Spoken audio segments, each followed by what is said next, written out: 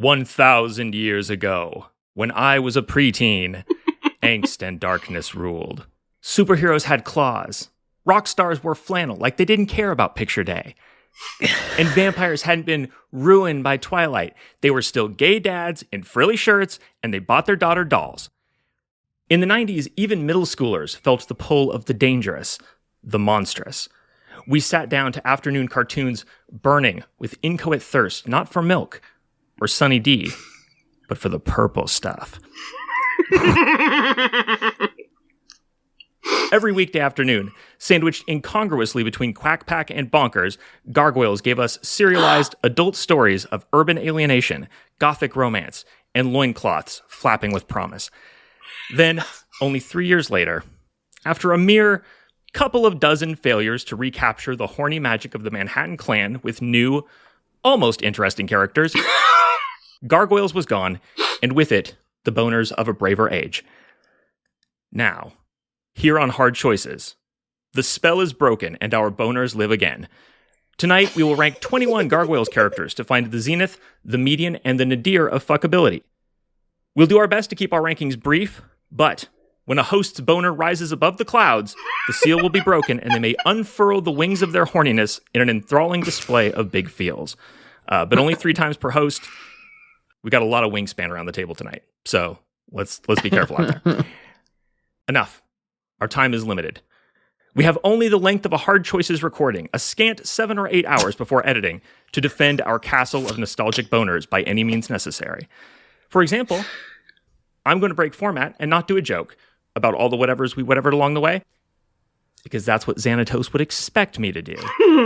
Oh my God. Or did he plan for me to break the formula to trip him up? Damn it! Xanatos!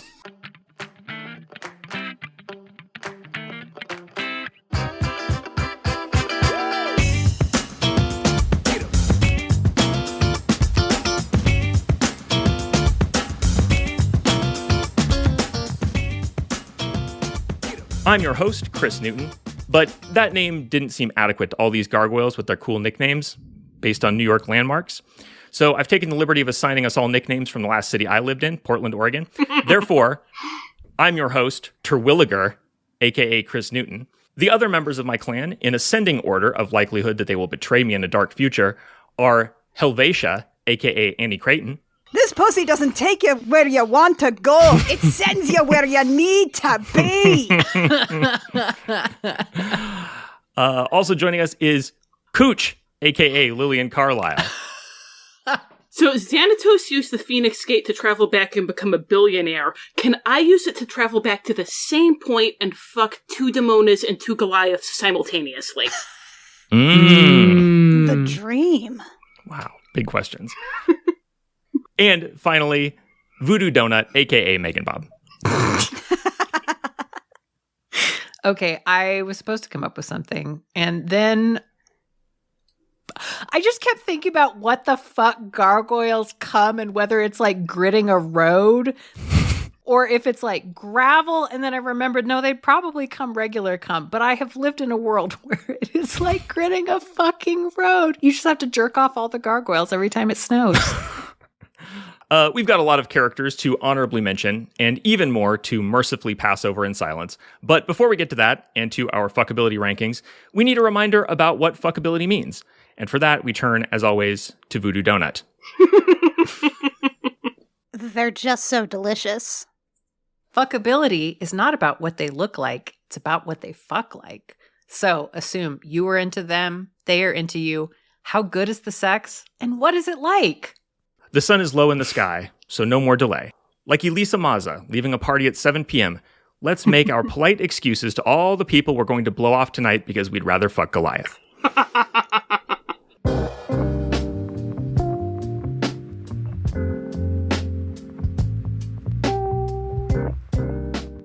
First, a note about the list. So there are a ton of Gargoyles characters, famously a show that had like all these side stories and like backdoor pilots with whole new cast of characters. And I think almost unanimously, people agree those characters are not good and they're not the ones we're here to talk about. So we created a list that is all basically the Manhattan Clan and like 1 degree away from the Manhattan Clan. So that like before we get into the individual, worthiness of any character to be on the list, I think that was like the general rule. With that out of the way, Lilian. Hakon, the man who smashed Goliath's clan in 994. Okay, this is how stacked this list is. He's a ripped Viking, voiced by Clancy Brown, who eventually becomes a ghost Viking, and he still didn't make it. And neither did his descendant, Wolf, also voiced by Clancy Brown, who later gets genetically spliced with wolf DNA, and is thus the only person in this cast with a knot. Wow. Fuck. Yeah. This list is stacked, everybody. It is. It truly is. Show. Tony Dracon, scion of New York's powerful Dracon crime family. A Velcro Don whose constant setbacks and arrests remind us why mobsters versus gargoyles is not one of your classic rivalries. Maggie, the saddest little meow meow. She's just too sad. She's too sad for this list, which is unfortunate because she's also one of our few recurring primary female characters within our limits. But, there's hotter. Yeah. Also, the Archmage, another big name that we dropped, he is an arrogant sorcerer with a spotty record as a mastermind. On one hand, he did nearly conquer the world using time travel. On the other hand, he died from eating a spell book. Yeah, would love to have him. And he's voiced by David Warner. Oh, God, the voice actors in the show. God damn it. Okay, so that's it for honorable mentions. Let's go on to the list.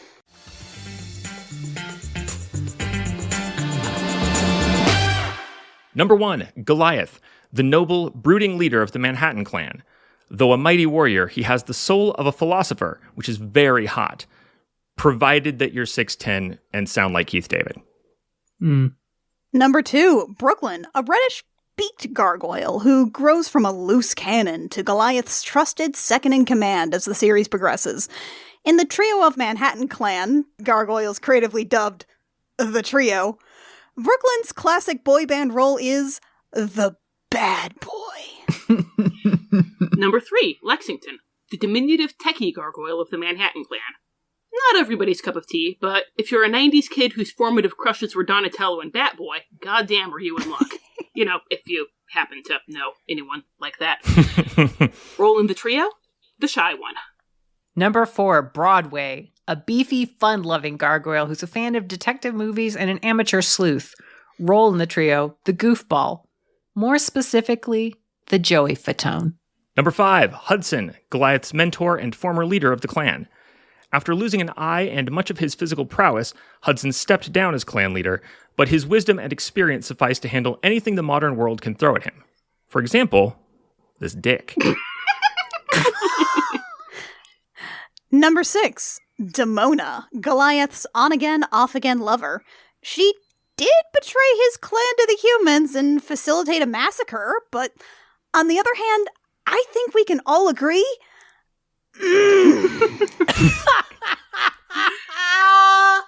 Number 7, Macbeth, an 11th century king of Scotland who has survived into the modern day, becoming a kind of Shakespearean Batman.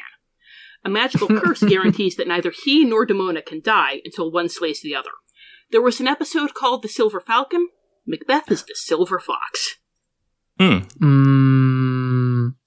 Number 8, Angela, Goliath and Demona's daughter. She was born during gaps in the series' backstory and then grown to adulthood off-screen, soap opera style, on the Isle of Avalon. Number 9, Elisa Maza, a New York police detective who serves as the Manhattan clan's closest human contact, as well as Goliath's love interest. According to series creator Greg Wiseman, Maza has a lower back tattoo that says, April O'Neil could never. And that tattoo is accurate. Fuck. Love it. Number 10, Talon, the tragic persona of Elisa's brother Derek Maza. He was unwillingly subjected to genetic experiments, and that made him a sad panther. Number 11, Matt Bluestone, Elisa Maza's partner in the NYPD, a dogged detective who sacrificed his FBI career, and the whole rest of his personality, to unearth the secrets of the Illuminati. Number 12, David Xanatos, a slick multi-billionaire who awakened the Manhattan Clan from their cursed slumber and set the series in motion as part of a complex scheme. In fact, to save time, let's stipulate that anything Xanatos ever did was part of a complex scheme unless otherwise noted. Number 13, Puck/Owen Burnett. This one is complicated. A legendary fairy trickster with vast magical powers, Puck offered Xanatos either a single wish or a lifetime of service from Puck's organized, efficient human alter ego, Owen Burnett. Xanatos chose the latter, semi-permanently transforming Puck into Owen. So David Xanatos is on the record about choosing between an actor and a stage manager, but hey, fuck whoever you want if you're so smart. Number 14, Coldstone. An amalgam android created from the remains of a gargoyle trio who were based on the leads from Othello. Coldstone's basic nobility clashes unpredictably with his computerized tripartite psyche.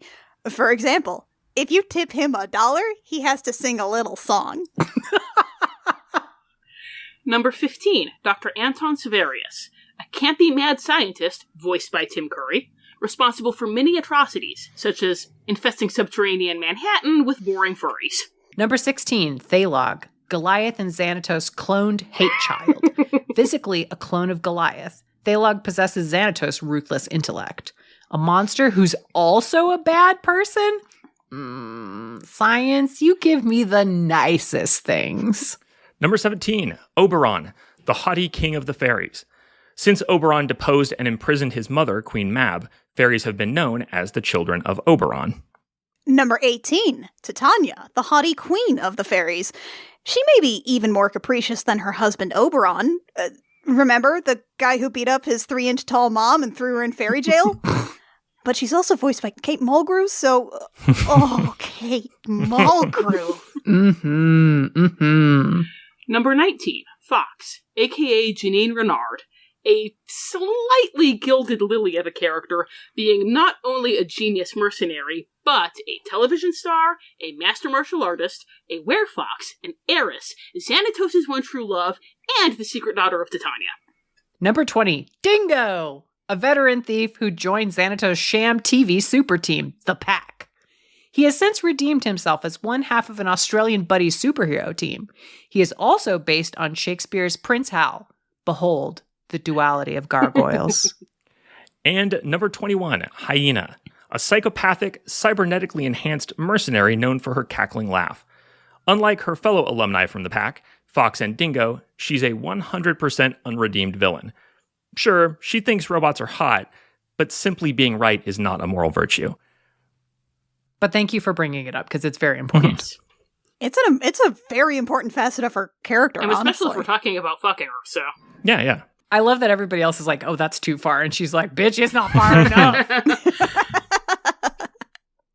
Having surveyed our new home, the dark world of goth, noir, Ren Fair Manhattan, let us soar down from our perches and carry out our sacred oath to make like magnificent wings and spread wide for the inhabitants of our domain. Annie, we'll start with you. In all of G in R Manhattan, who is the most average fuck? This is gonna be weird, but this is just how the math averaged out.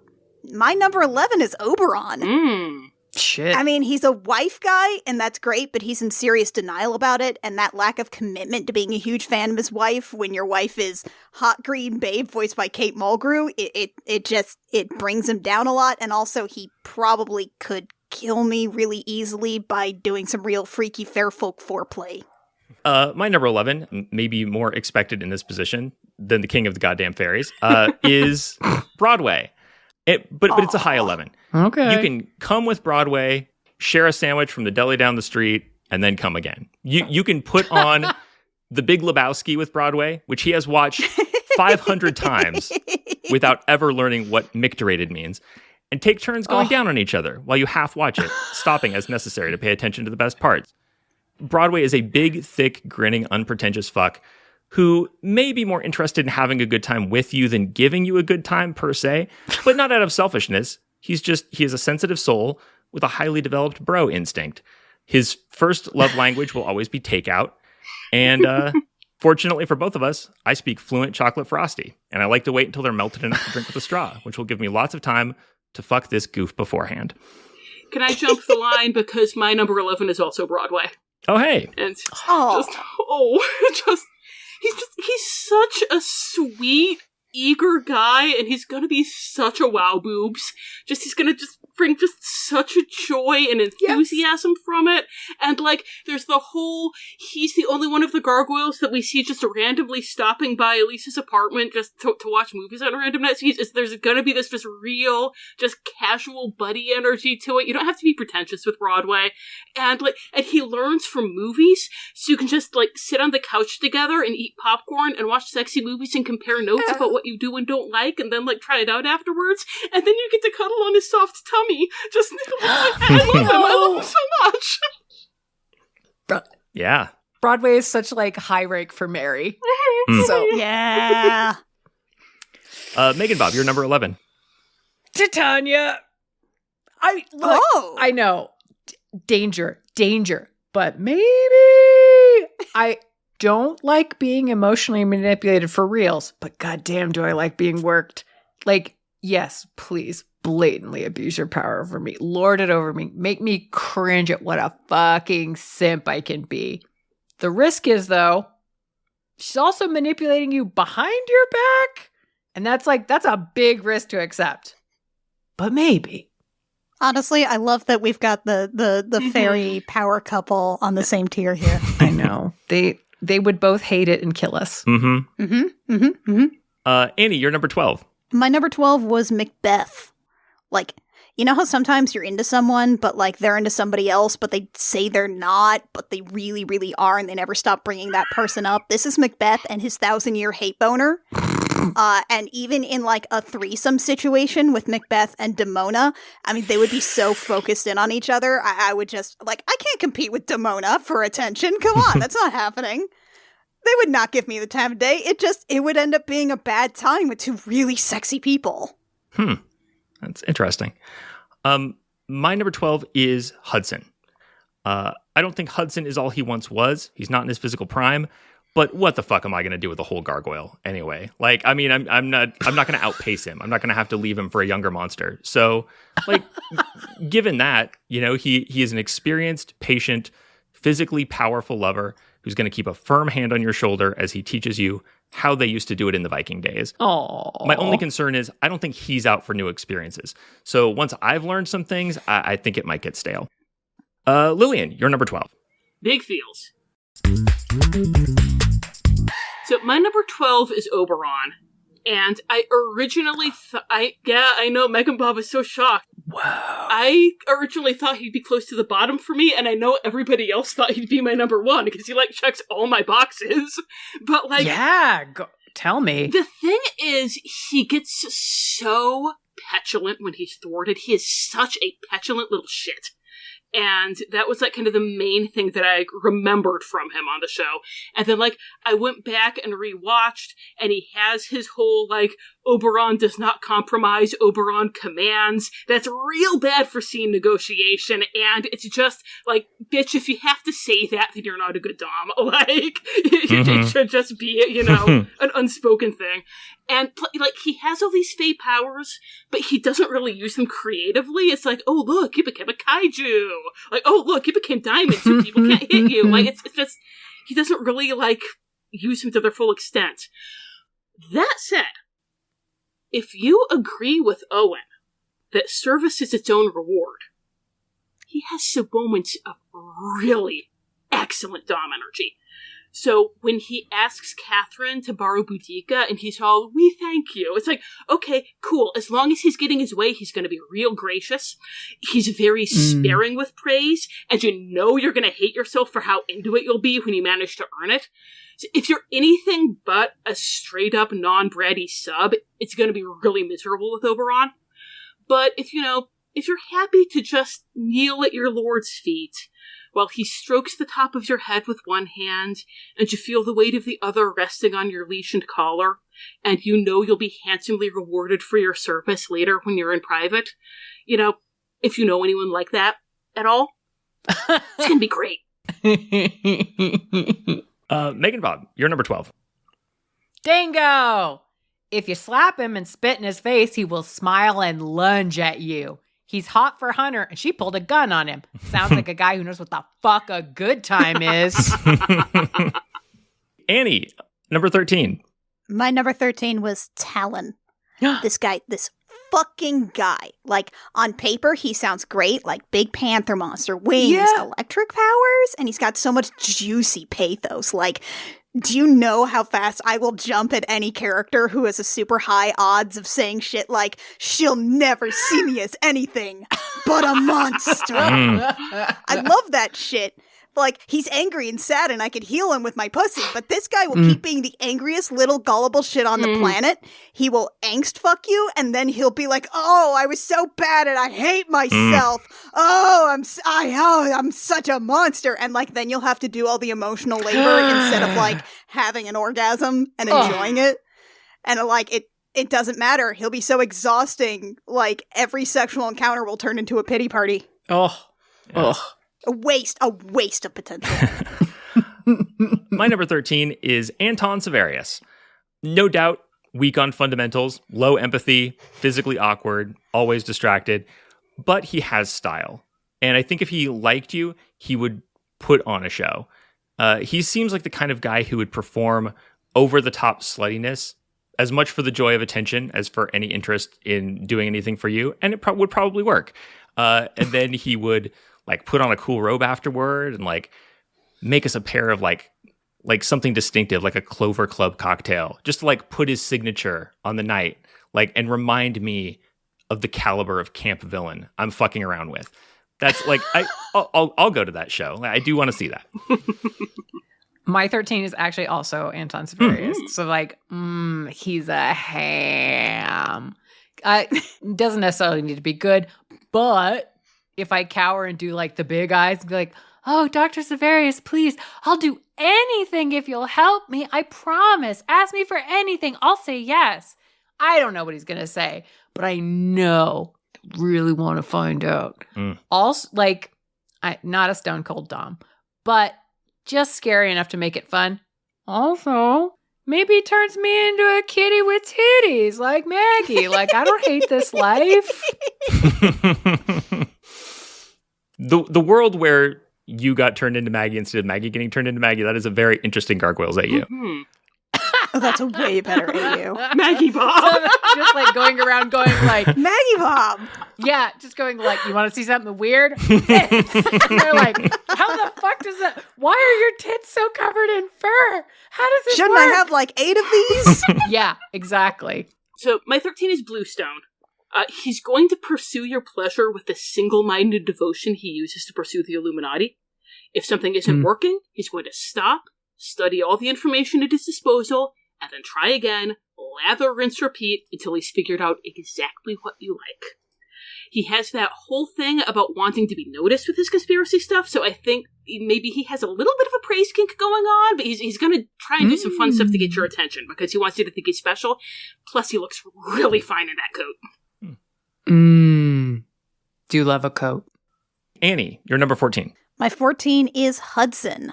Oh, he's got that accent though. Like, yes, please call me lass as much as you want. Yeah. But also, like, sex with Hudson would definitely involve stopping in the middle of things to explain like a television program to him. And it's like, bless your old peepum's heart, but I just do not want to have to take your head out from between my legs so I can tell you why the car talks in Knight Rider and how that car went on to play a teacher in Boy Meets World. It's like you don't like romance, Annie.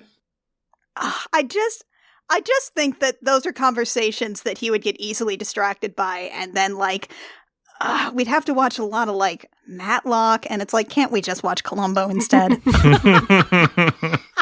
a pin in that. My number 14 is Angela. I'm not really a monster fucker, but if I'm gonna fuck a monster, I want the whole experience.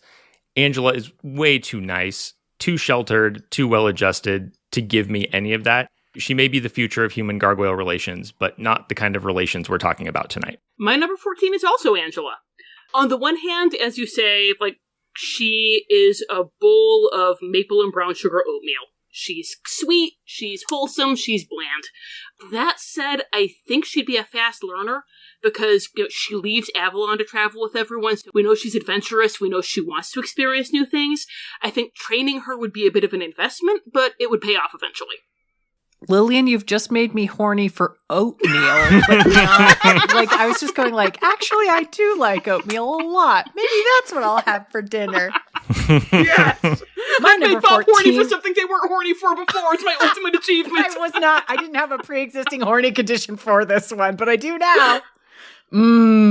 Oats. Okay. My number 14 is Lexington. I don't think he'll be focused on me. I think he'll be focused on every toy I own. Good news, I got a lot of toys I don't understand half the settings on them. Also, he has a face that says, please fuck my ass. And if he can intuit how the fuck to put on the harness and will do it for me, I'm all in. Absolutely.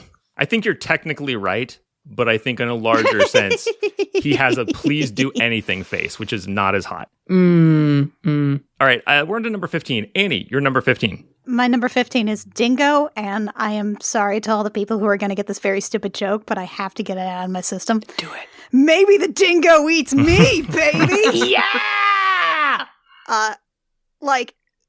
He seems like a good dude. I love that he chooses a bubblegum crisis suit over being made into a cyber mutant, but I feel like even on a list with Matt Bluestone, he is the normalest guy here, and I'm here to fuck monsters. Thank you for making that joke. My number 15 is, speak of the devil, Matt Bluestone. This list doesn't have a lot of average for me, but Bluestone is in the middle of the middle. I think he fucks like a regular guy. He'd do his best, but I just don't get anything from him that would sexually distinguish him from anyone else. As Lilian mentioned, he does have a tendency to hyper-focus, so maybe that would have some effect if you're like his top priority at a given time. But look, he's on my list between two gargoyles, and one of them has a beak. On this scale, one-track mind does not register as a sexual identity. Okay, my number 15 is Owen/Puck, and part of that is because he was just really hard to rank because they're like so different. But the thing with Owen is he'd be a fantastic service top. And he'd bring everything for the scene that you didn't even know you wanted. And, I think he'd do that little smirk when he saw you naked. And, all of that, I originally had him in the top 10 because, holy shit, everything I'm saying is making me so happy right now. But he's Puck's idea of a wooden straight man. So, I don't know if there would be anything that I would be able to do to make him react passionately. That said, I do want to find out. And so that is definitely enough to, get him up to number 15. We are nowhere near no yet. So, this is... And then if it's just straight up Puck, dear Lord, maybe Oberon not being creative isn't such a bad thing. I cannot imagine the magical sex pranks. I'm leaving Puck entirely out of the equation here, because, MeganBob, you're number 15. Talon. This fuck will be baseline hot, but he's going to need so much fucking work to overcome his reticence about being a monster.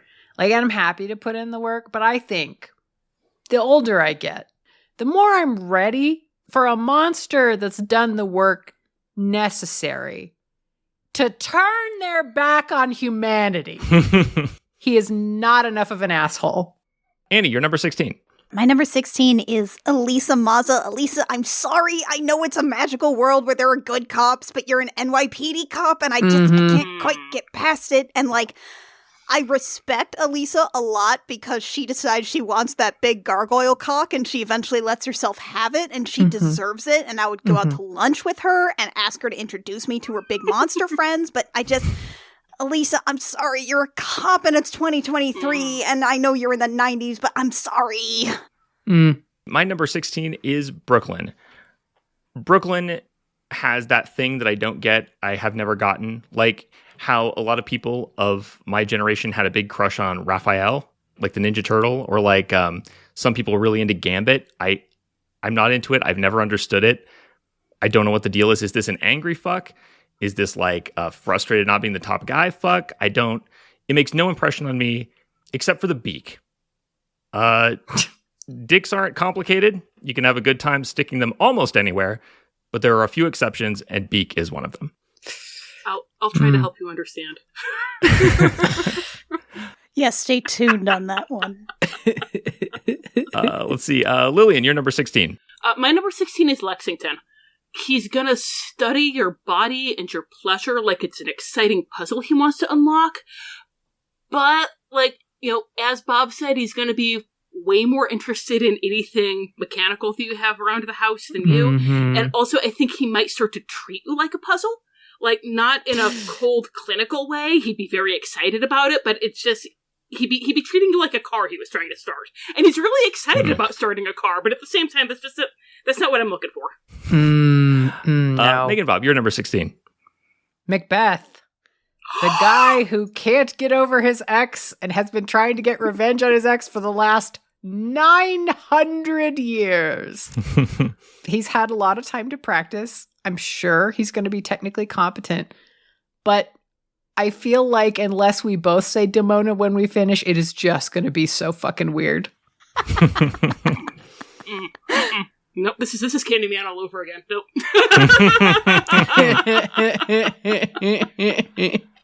Annie, you're number 17. My number 17 is Angela. She gets so many points because big monster lady, she deserves to be romanced. She deserves flowers and fancy dinners and moonlight strolls to the park, but she also basically came from a purity cult on Avalon and can't totally shake it, and it would be the most mediocre sex in the world, and that's saying something considering she's a big monster lady.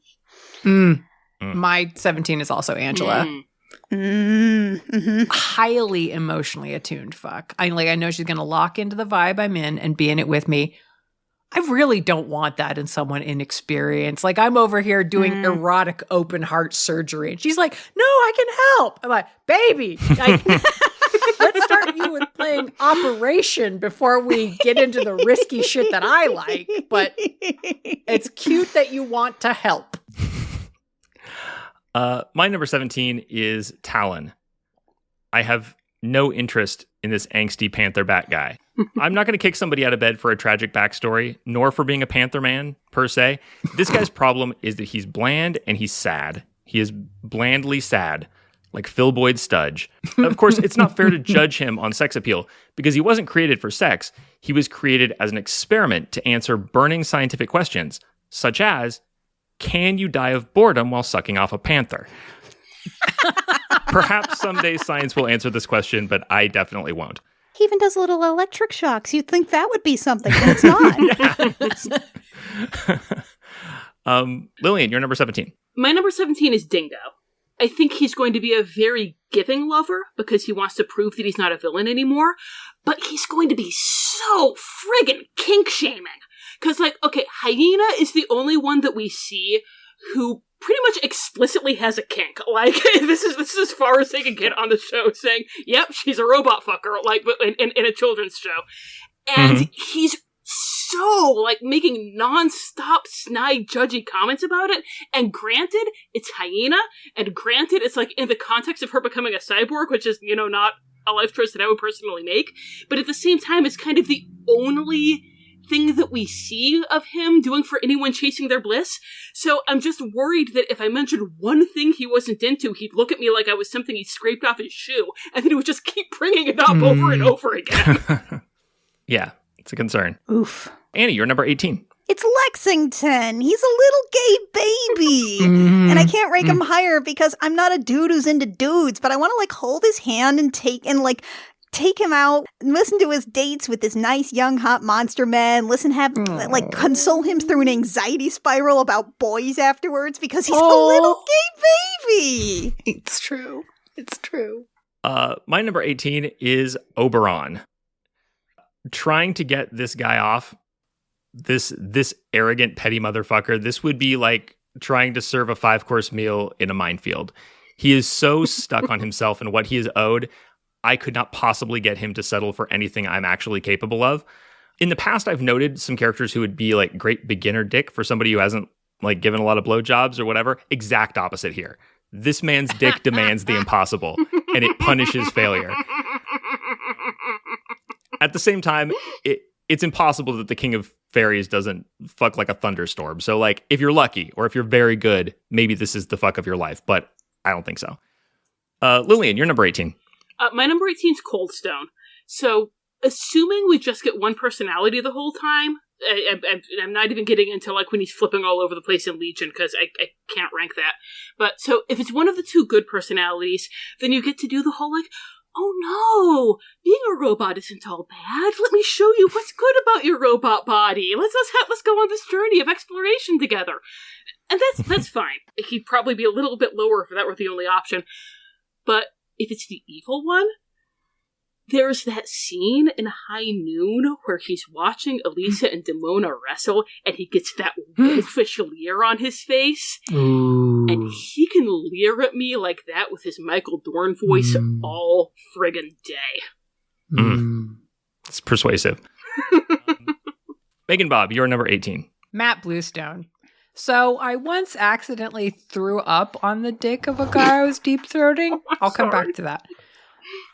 What a way to start a Matt Bluestone ranking. Matt is a cop who's also part of the Illuminati. I get it. Like, he's one of the good guys. I don't care. The risk that he is going to play devil's advocate about anything too goddamn high, and I will defend myself. I'm going to throw up on his dick on purpose.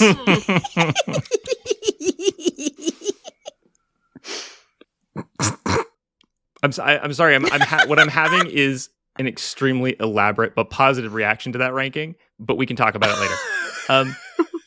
Annie, you're number 19. Hyena. I mean, look, there's a lot of people on this list who would kill me before sex or kill me after sex, but I feel like Hyena's the only one who would kill me during sex, and it would be because I'm not a robot. She would be an incredible fuck. It would be the fuck of a lifetime. It would just also end your lifetime. And like, baby, there's plenty of other folks on this list who would annihilate me and let me live to tell about it. Yeah, very similar. We'll talk about Hyena soon. Number 19 for me, though, is Lexington. Yeah, he's like this cute little neglected nerd, but not the fucky kind, I think. And the reason is because he holds a grudge. He's the guy who develops an emotional attachment in a vacuum and gets salty when it doesn't pan out in reality. I think he would be delighted to be touched anywhere on his weird little body. So you get that. But I think the actual sex would be just as awkward and spindly as you would imagine. And who the fuck knows how he would take it. And he would never forget. Oof. Man, that's a good point. He did get really grumpy about his TV shows. Oh, yeah. There's a whole, a later episode. They're flying around the city and he sees the pack down somewhere and he's like, oh, hey, it's that TV show I used to like. Let's go fuck them up. Jesus. Lilian, you're number 19. My 19th is Savarius, and it's kind of a similar thing that I was saying with Lexington about, kind of your body's a puzzle that he's trying to unlock, but replace the sweet curiosity with this hammy, hungry experimentation on stimulus and response. He's going to invent all kinds of crazy sex toys and aphrodisiacs. That sounds like it should be way higher than Lexington, but the thing is that there's a non-zero chance that during the process of us having sex, he injects me with something that, turns me into a giant ball of vaginas. And that might be really fun to do as, a temporary thing with one of the fairies on this list, but it's no way to live your whole life.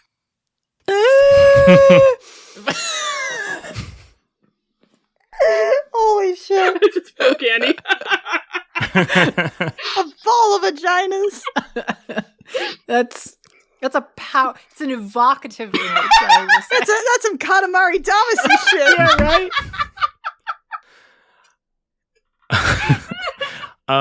Let's see. MeganBob, you're number 19. Xanatos. Oh, wow. The guy who likes crypto, but he bad at it. He's going to talk a big game. All signs point to delicious fuck, but then the moment he puts a plan into place, it all falls apart. That's just going to be awkward. And only one of us in this fuck scenario gets to be the awkward one. Thank you. Annie, you're number 20. It's Matt Bluestone, everybody. Mm-hmm. He's the angsty detective who really, really wants to be a private investigator. But, like, he's so singular about his obsession with the Illuminati that he doesn't detect good enough to notice the 5 to 6 gargoyles hanging out with his partner every single night. Like, Matt would zero in on what he has decided is the ideal way to have sex and, like, would completely ignore any other, like, any input that you might have about how you want to orgasm. You would have to make, like, a PowerPoint presentation to get through this thick skull of his. Oof. My number 20 is Coldstone. 3 different psyches, all of them with major issues. Lots of dense backstory. The upshot of which is that you don't know who you're getting it up for at any given moment. Very confusing situation. Hardly matters because none of the options are great. I learned my lesson about trying to date my way through a friend group like this in high school. And cramming them all into one stone body is not going to sucker me in now. It's a bad idea. Lilian, you're number 20. Hyena. She's not safe, sane, or consensual, and she is into some wild knife play. If she gets bored with you, she's going to maim or kill you. And if she doesn't get bored with you, there's a strong chance that you wake up the next morning in a bathtub full of ice because she cut off all your limbs and is going to turn you into a cyborg for her robot fetish. Now, that said, if you're also a robosexual and that's your dream deep down inside, she's going to be a fucking whirlwind. Like, she should be your number one if you're a robosexual. I think she and Coyote are very happy together. Oh. MeganBob, you're number 20. Thaylog. This guy likes crypto and thinks you're stupid for not liking crypto. You care about money and success at any cost. Yeah, the cost is that you get this one time and I never take another call from you, you tedious fuck. Annie, you're number 21. My 21 is Anton Severius. Like, look, I know it's Tim Curry in there, but he is such a little slime ball and not the fun kind of slime ball. Like, I know he's a mad scientist and maybe he'd use a bunch of freaky toys, but he's more of a geneticist, so he'd be like, is this the cure for the venereal disease I didn't tell you about? Or is it poison? You'll never know. He's never going to want to just, like, have regular sex with you. He's going to want to keep introducing new, exciting elements to the sex equation. Because the regular sex sucks. Like, he's gonna keep bringing up, maybe this time we add in a vat of electric eels. And it's like, my dude, I do not want to fuck you in a vat of electric eels. No, thank you. I keep telling you. Thank you for doing all the teeth acting that it takes to do a Tim Curry. That was really amazing. I lost it there towards the end, but I'm okay with that. You had a lot of momentum. It was, yeah, it was fine. My number 21 is Hyena, and there's a lot of overlap here with Annie's take. Hyena is a full-on psychopath, always dangerous on this show, because even if they're into you and like fully into you, they may still like just do the thing they do to people. She's hot. I don't think, though, she's even done like an honest day's fuck in her life. I think that's why she's probably into robots. She loves tearing out guts as much or more than she loves sex. And who's got the impulse control to stick to just one, or even to do them in the right order? Not Hyena. That's who. She needs a lover who can stay hard after she disembowels them in mid-fuck. And frankly, I'm not in my 20s anymore. Lilian, you're number 21. Okay, so with Severius and Hyena possibly doing some horrible transformation on you, I graded them on a little bit of a curve because I was thinking about the Movie Monsters episode, and I was like, if we take death as a given at the end of this, it's going to be a really phenomenal fuck before we get there. So, okay. But there is one person on this list that I cannot imagine having a phenomenal fuck within any context, and that's Thaylog. Evil Goliath sounds really fun on paper, but he's evil in such a boring, greedy, selfish way. He's apparently a good lover to Demona, but I think that says more about her than him, and we'll get to that. He's just kind of a selfish asshole, and I can't see him being anything but a selfish asshole in bed. He's evil in a boring way. Pass. And MeganBob, you're number 21. Big feels. Goliath. Wow. Okay. I think he and Demona had some nasty sex because he respected her as an equal, But even that, the stoicism, the nobility, the brooding, sure, he'll shed stoic tears on my tits, but motherfucker won't come on them.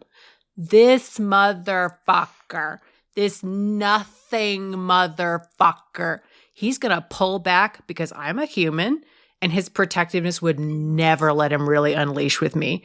This motherfucker will safe word for me. No, Goliath, you don't respect me enough to choke me with your cock. You don't respect me enough to slap my face like you fucking mean it. Fuck you. The only person who gets to decide my limits is me, not the world's most emo paperweight. Oh, Bob. Yeah, it's very. Yeah, you're right. You're absolutely right.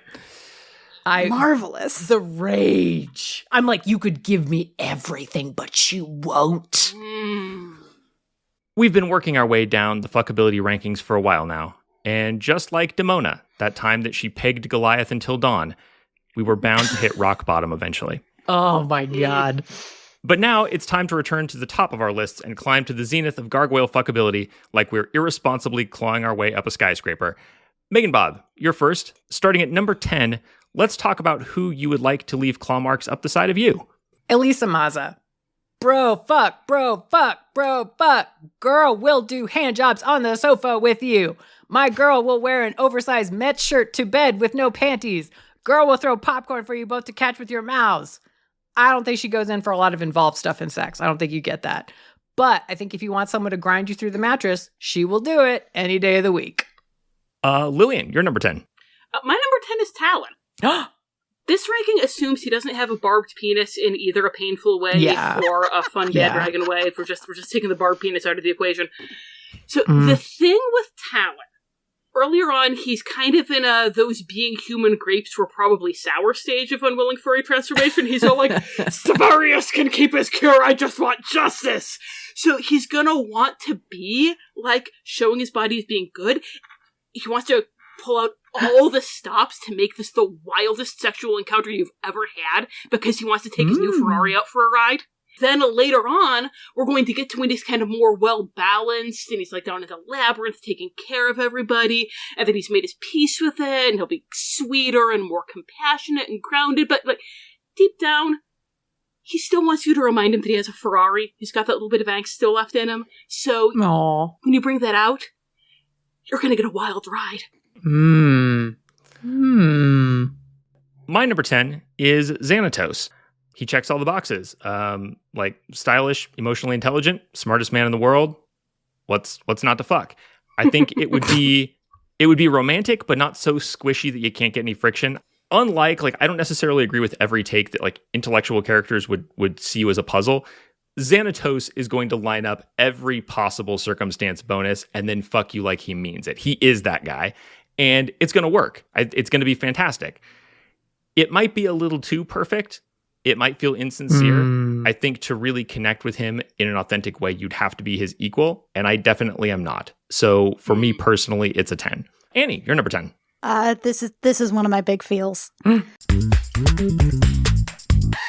Brooklyn. Yeah. Hi. Yes, listen, when I watched Gargoyles as a kid, I pointed directly at Brooklyn and I was like, him! I didn't necessarily say, he's my boyfriend, but God, I thought it. He's basically kind of like the Blue Ranger fuck. He's second in command, he's young, and he's angsty, and he's broody, and he's unlucky in love. And he also has a whole spin-off plot that never totally got off the ground, so he's like the creator's favorite little baby boy. But sex with Brooklyn would be so average. Like, he's young, but he's not self-confident in the way that Broadway is self-confident enough to be a wow boobs guy. He would be awkward and try too hard, and then you'd probably have to comfort him about it because otherwise he'd like prematurely ejaculate or something and then go on a big dramatic spiral about how he'll lock himself in the bathroom. And like he'll just be so upset about it, he will be in that bathroom so long you will have a stone gargoyle blocking access to your toilet all goddamn day. This poor angsty boy would just be so mediocre, and I think it would take so long to like really get him to be like a listener, like able to take constructive criticism. But at the same time, I can't rank this boy lower. He's my favorite. All right, I guess that means we're on to number 9. Bob, you're number 9. My number 9, Brooklyn. Because I live for the lonely ones. Like, fuck yes. He's such a fucking dork. I want to wear sunglasses at night with you, you fucking loser. I want to wear leather jackets and pretend to be cool with you. I want to make out on the playground with you after dark and then try to steal a shopping cart together. If you can get like his playful side, you're in for the thirstiest dorky fuck of your life. Oh, that's really true. If you get competent, cool-headed leader Brooklyn, as he later becomes, like, oh, maybe Hudson is around. Lilian, you're number 9. I think this is the first time she's shown up. My number 9 is Fox. And oh, shit, yeah. As far as I'm concerned, Fox is clearly the sub in their relationship. Like, they're equals, but Xanatos is clearly the one who's in charge. I mean, he proposes to her with a collar, for heaven's sake. But I think she's a switch. And I think Xanatos is the most obnoxious bottom in the world whenever she tries to top. So she needs somebody to top, and I can help her with that. So if you look at the thrill of the hunt, she desperately wants to be a primal top, and she wants to hunt somebody down and catch them, and then do terrible things to them with her collection of strap-ons. And if it's Xanatos, he's just gonna be smugly telling her afterwards about how he let her win. And I can give her a different experience than that, and I want to. So yeah. My number 9 is Dingo. And it's an intuition. That stubby mohawk is the hair of a man who fucks. I don't think it's good hair. I think it's good fuck hair. Yeah. He has the temperament of a bad person, like a ruthless survivor, but also he has that decency deep inside. Undoubtedly best in breed for me when it comes to like the rough and tumble anti-hero jock type of character. It's just that that's not my thing. And so that's never going to rank. It can only go so high on the list for me. I would end up recommending him to a better suited friend. I feel like without naming any names, because I do have to be on this podcast again, I know some people who would get into a stubby mohawk, and I think I would give them his number. Annie, you're number 9. My number 9 is Goliath. Sure, he's a gigantic, loyal, well-read monster man with an anger streak whose serious exterior you'd love to needle until he cracks and hulks out and fucks you against a wall with his giant monster cock. But on the other hand, he uses pet names like Angel of the Night with utter seriousness, and he does not fundamentally get how embarrassing that is. All right, I think we're on to number 8, and I'm actually going to go first because my number 8 is Goliath. This big purple motherfucker barely made my top 10, and he fucks. I know he fucks. He's so big and protective and serious, but he doesn't growl unless he's motivated. That's the problem. I want Goliath to fuck me like he's halfway through buying seats on Ticketmaster, and I'm in his cart, and if he doesn't grab me with both hands, I'm going to vanish into the filthy clutches of somebody who has the balls to do what he won't do. That's the only situation where he would ever reach his potential. If he thought you were going to slip through his fingers, that is his strength. That is his weakness. If he's confident that you're safe and you're sticking around, he's just going to make gentle love to you. And a 6'10" gentleman just seems like a pointless extravagance. Gentle monster fucks are sometimes food. Yeah. Bob, you're number 8. Cold Stone. Yo, a gargoyle you can fuck during the day. A gargoyle you can have that lazy, nothing to do in the morning sex with. I like a dead of the night fuck, fine. But you cannot put a price on going to brunch when everyone can smell that you were gargling dick like 30 minutes ago. I don't care about his personality. I'll take it. I mean, your ranking bears that out because I was tracking it, and I think everything you said applies to an actual statue as well. So, who needs the dude? It's like... Lilian, you're number 8. My number 8 is Hudson. He has a ton of experience. He has enough of a sense of humor that it'll be playful. He's patient. He's crafty. He's warm. He's affectionate. He knows how to wait. It's going to be a wonderful time with somebody who knows exactly what he's doing, and he's going to call you lad or lass the whole time. He's going to throw his back out, but it's going to be totally worth it. And Annie, you're number 8. My number 8 is appropriately Broadway. He's just such a cutie, and he's doing his best, and he would fumble his way through a date with you because he wants to do things properly, and he'd bring you flowers, and he'd be super bashful during sex. Like, if gargoyles can blush, he would do it while talking about how pretty you look. Mm-hmm. Like, just how pretty your body is, and, like, he'd appreciate you. He'd be wow boobs. And Yes. also, like, canonically, Hudson is his dad, so you know he ages well. I shouldn't have ranked him below talent. That was a mistake. He's such a good boy. We're on to number 7s now. Bob, who's your number 7? Broadway. Yeah! Annie, let me follow it up with that. He's gonna be so fucking stupid for pussy. Yes, Gonna be he is! so stupid. Look at that face. Tell me he's gonna be able to say, no, I really think we shouldn't be late for the movie. Baby, if you don't want to be late for the movie, you should have fucked me an hour ago. It's not my fault that you're behind schedule. Now fuck me. Oh, he is not just a wow boobs. He's like an too fucking perfect. This dude will be excited for your pussy every single time. Oh my God. He'll forget that you have one and then like see the corner of your underwear and be like, oh, fuck, that's right. Like, any partner of his takes off their pants and he's like, oh wow, I get to do stuff with that. Oh, really? Oh my God. He's very special. He's so good. Lilian, you're number 7. Big feels to Tanya. So, Yeah. All right. The thing with Titania is she's always working somebody. But she's arch, she's playful, she's got that little smile playing at the corner of her mouth all the time.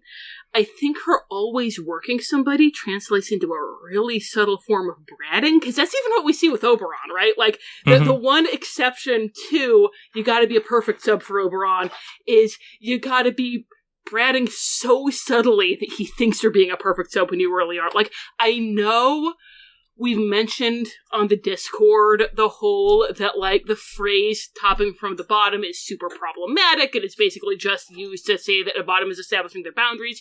But this is the whole, like, no, she is the sub, but she is directing every aspect of the scene and you don't even realize that she's doing it because she's doing it so perfectly you think it's all your idea.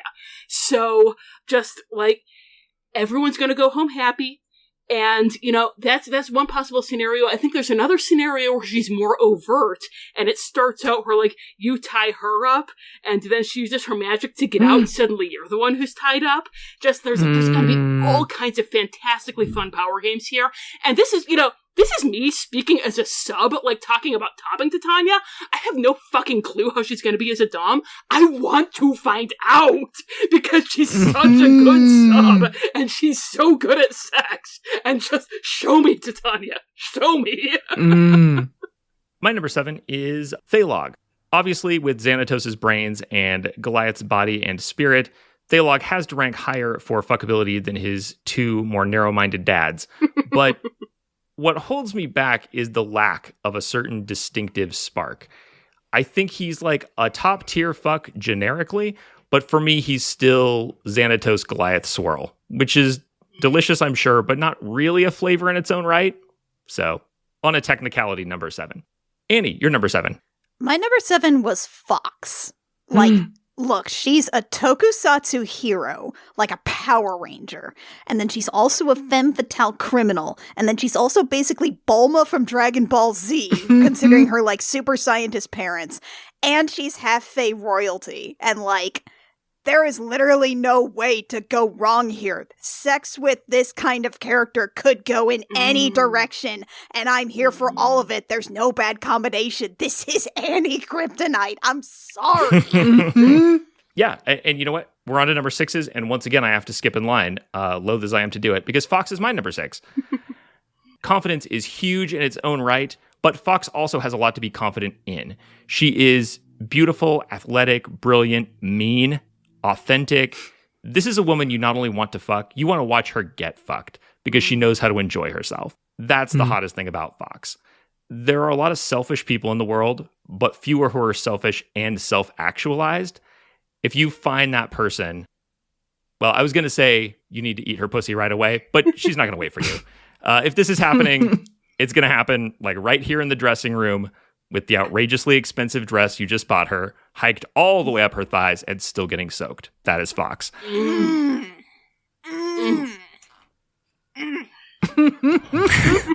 Amen. Mm-hmm. Bob, you're number 6.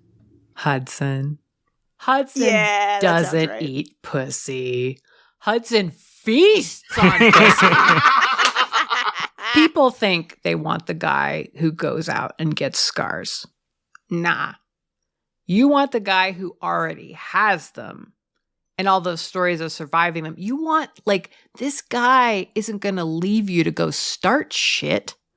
He's going to fuck you while you're both facing the TV so you don't miss the episode of Columbo you're watching for the 3rd time.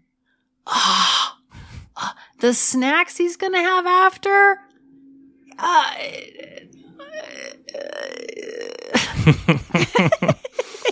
I'm just sorry. My brain was like, fuck, am I too young to move into a senior set?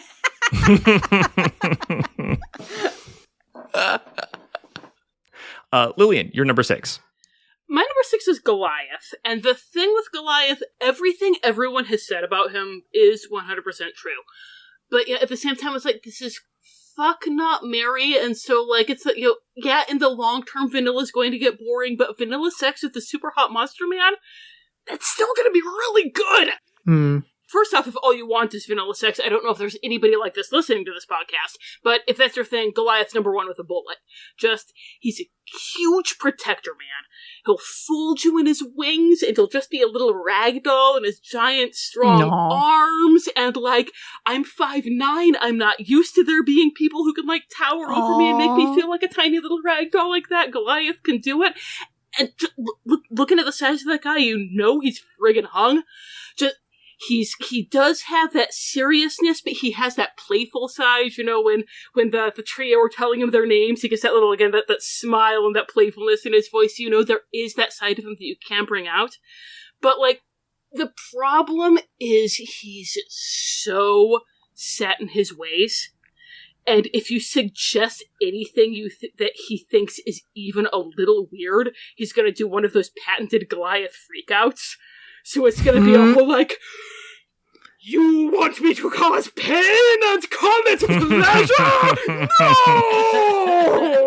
No! This is not the gargoyle way! Annie, you're number 6. It's Titania. I mean, we're all sort of like placing her around the same area, but it's just like, hi, yes, hello, it's Tanya, hello, hi, hi, Kate Mulgrew, hello. I would kneel at her altar and worship this queen of the 3rd race, and I would thank her for the opportunity.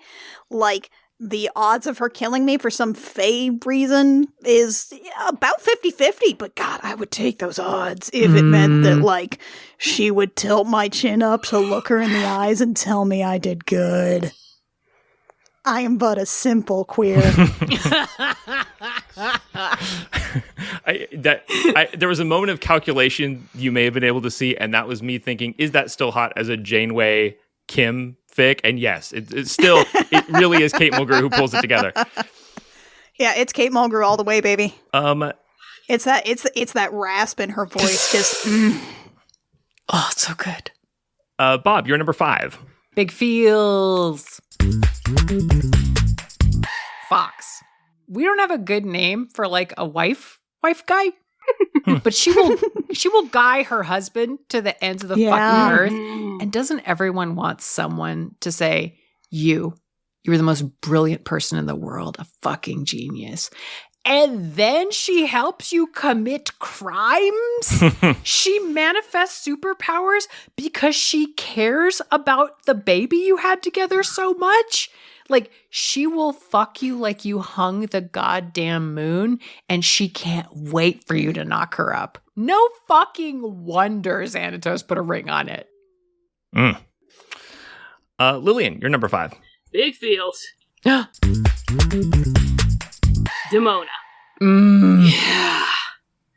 It was really tricky to figure out what she's into you means in this context, because I'm human. So, like,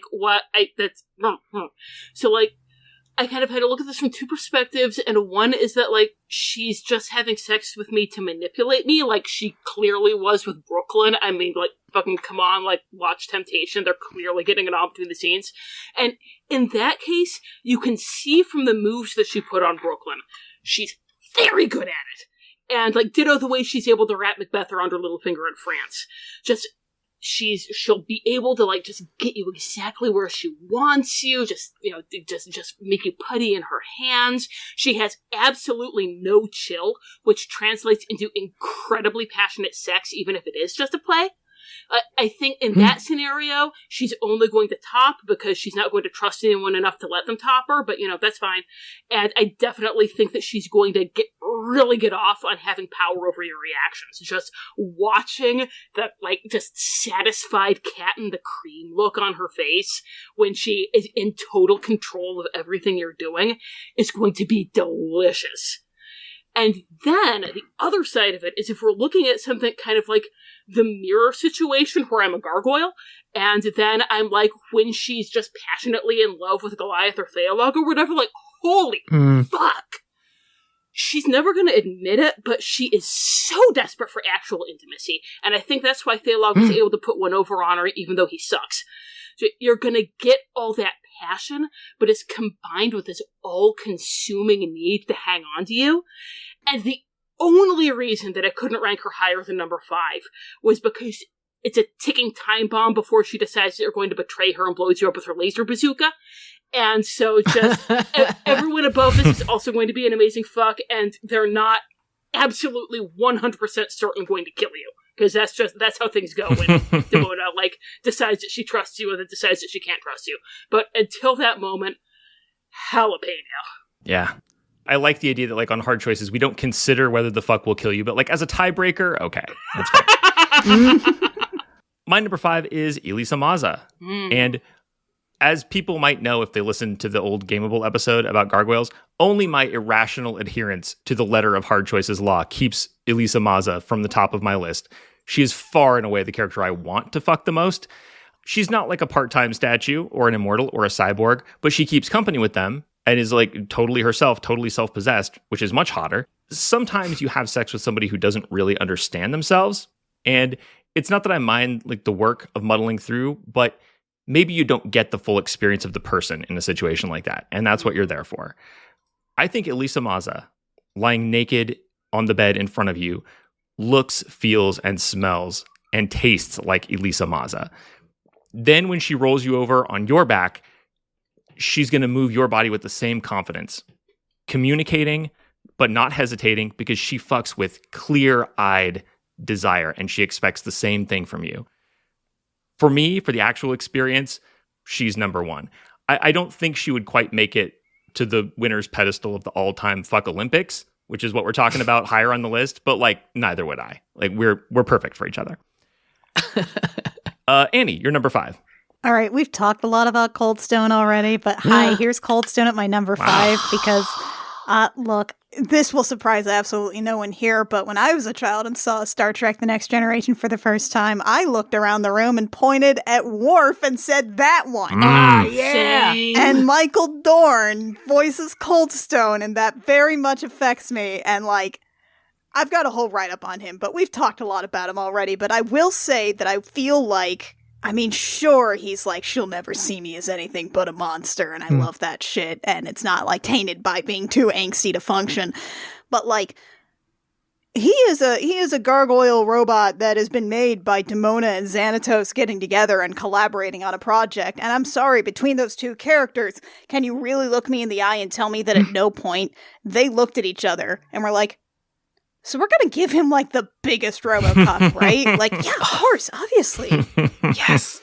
Yes. Like, the odds are so high that conversation happened. I'm sorry. It's gonna be retractable. Because they made Cold Stone from like all the shattered parts of those gargoyles, right? So I think this was like, there was like a montage of Xanatos like sorting through the rock dicks, like looking at them in the sunlight, like, yes, this one. Doing some sourcing out there.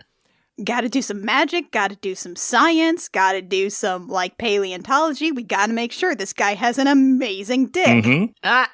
Bob, you're number 4. Demona. A dangerous revolutionary fuck. I fucked one once. Let me tell you. Nothing remotely like fucking someone who's like chosen a path with everything in them, living it. Is it good? It's good like standing too close to the edge of a cliff is good. It's like, don't stick around, but don't turn it down either. Can I piggyback because my number 4 is also Demona? This is the hate fuck to end all hate fucks. She makes such a show of hating humans. Like, she makes that a huge facet of her personality, but like, I'm into her, she's into me, so that means I'm basically her one human exception. Like, she hates that she's into me, but she can't not fuck me. Oh my god. Like, we'll do some magic crimes as foreplay. We can go back to her dungeon.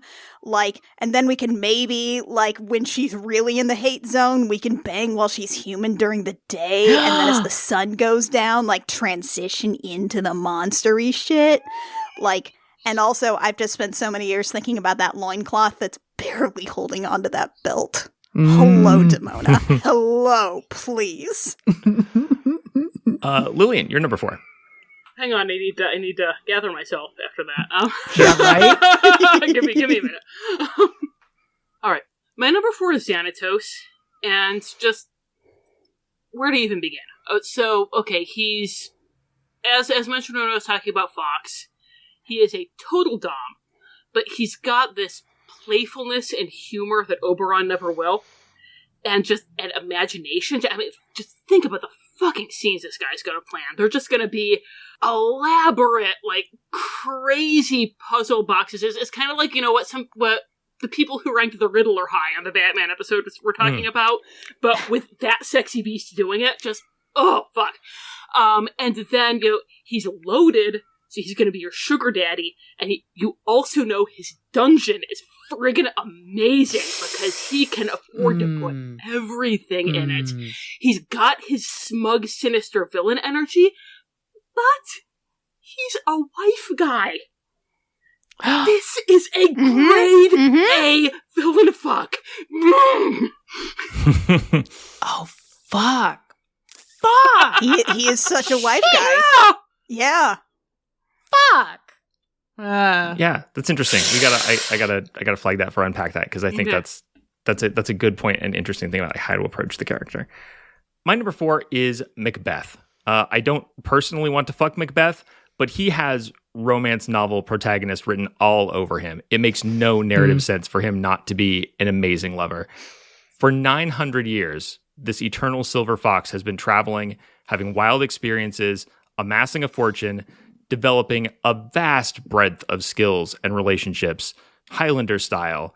There will be flashbacks, by the way, when he's fucking you, but it's fine. They're good. They don't interrupt anything. He's used to it. Over his centuries of sexual history, he has to have had formative experiences in so many cultures and eras. By now, he is probably the leading repository of human sexual experience in the modern age. Combine that with money, drive, passion, good looks, culture, physical fitness. There is just no way that he is a bad fuck. I realize that he's never going to get over Demona, but also, like, I think he's used to that predicament as well. Like, I think he has his amazing fuck that he gives you, you know, but it's like he's inaccessible inside, but it's fine. Yeah, I think he's good at it. You know, I think he can fake sincerity. Bob, you're number 3. Puck / Owen. there is something inherently sexy about like commitment. Not like just being committed to something or someone, but actually putting in the work. I am inherently horny for someone committing to a dumb bit. I am equally horny for someone committed to doing like what needs to be done.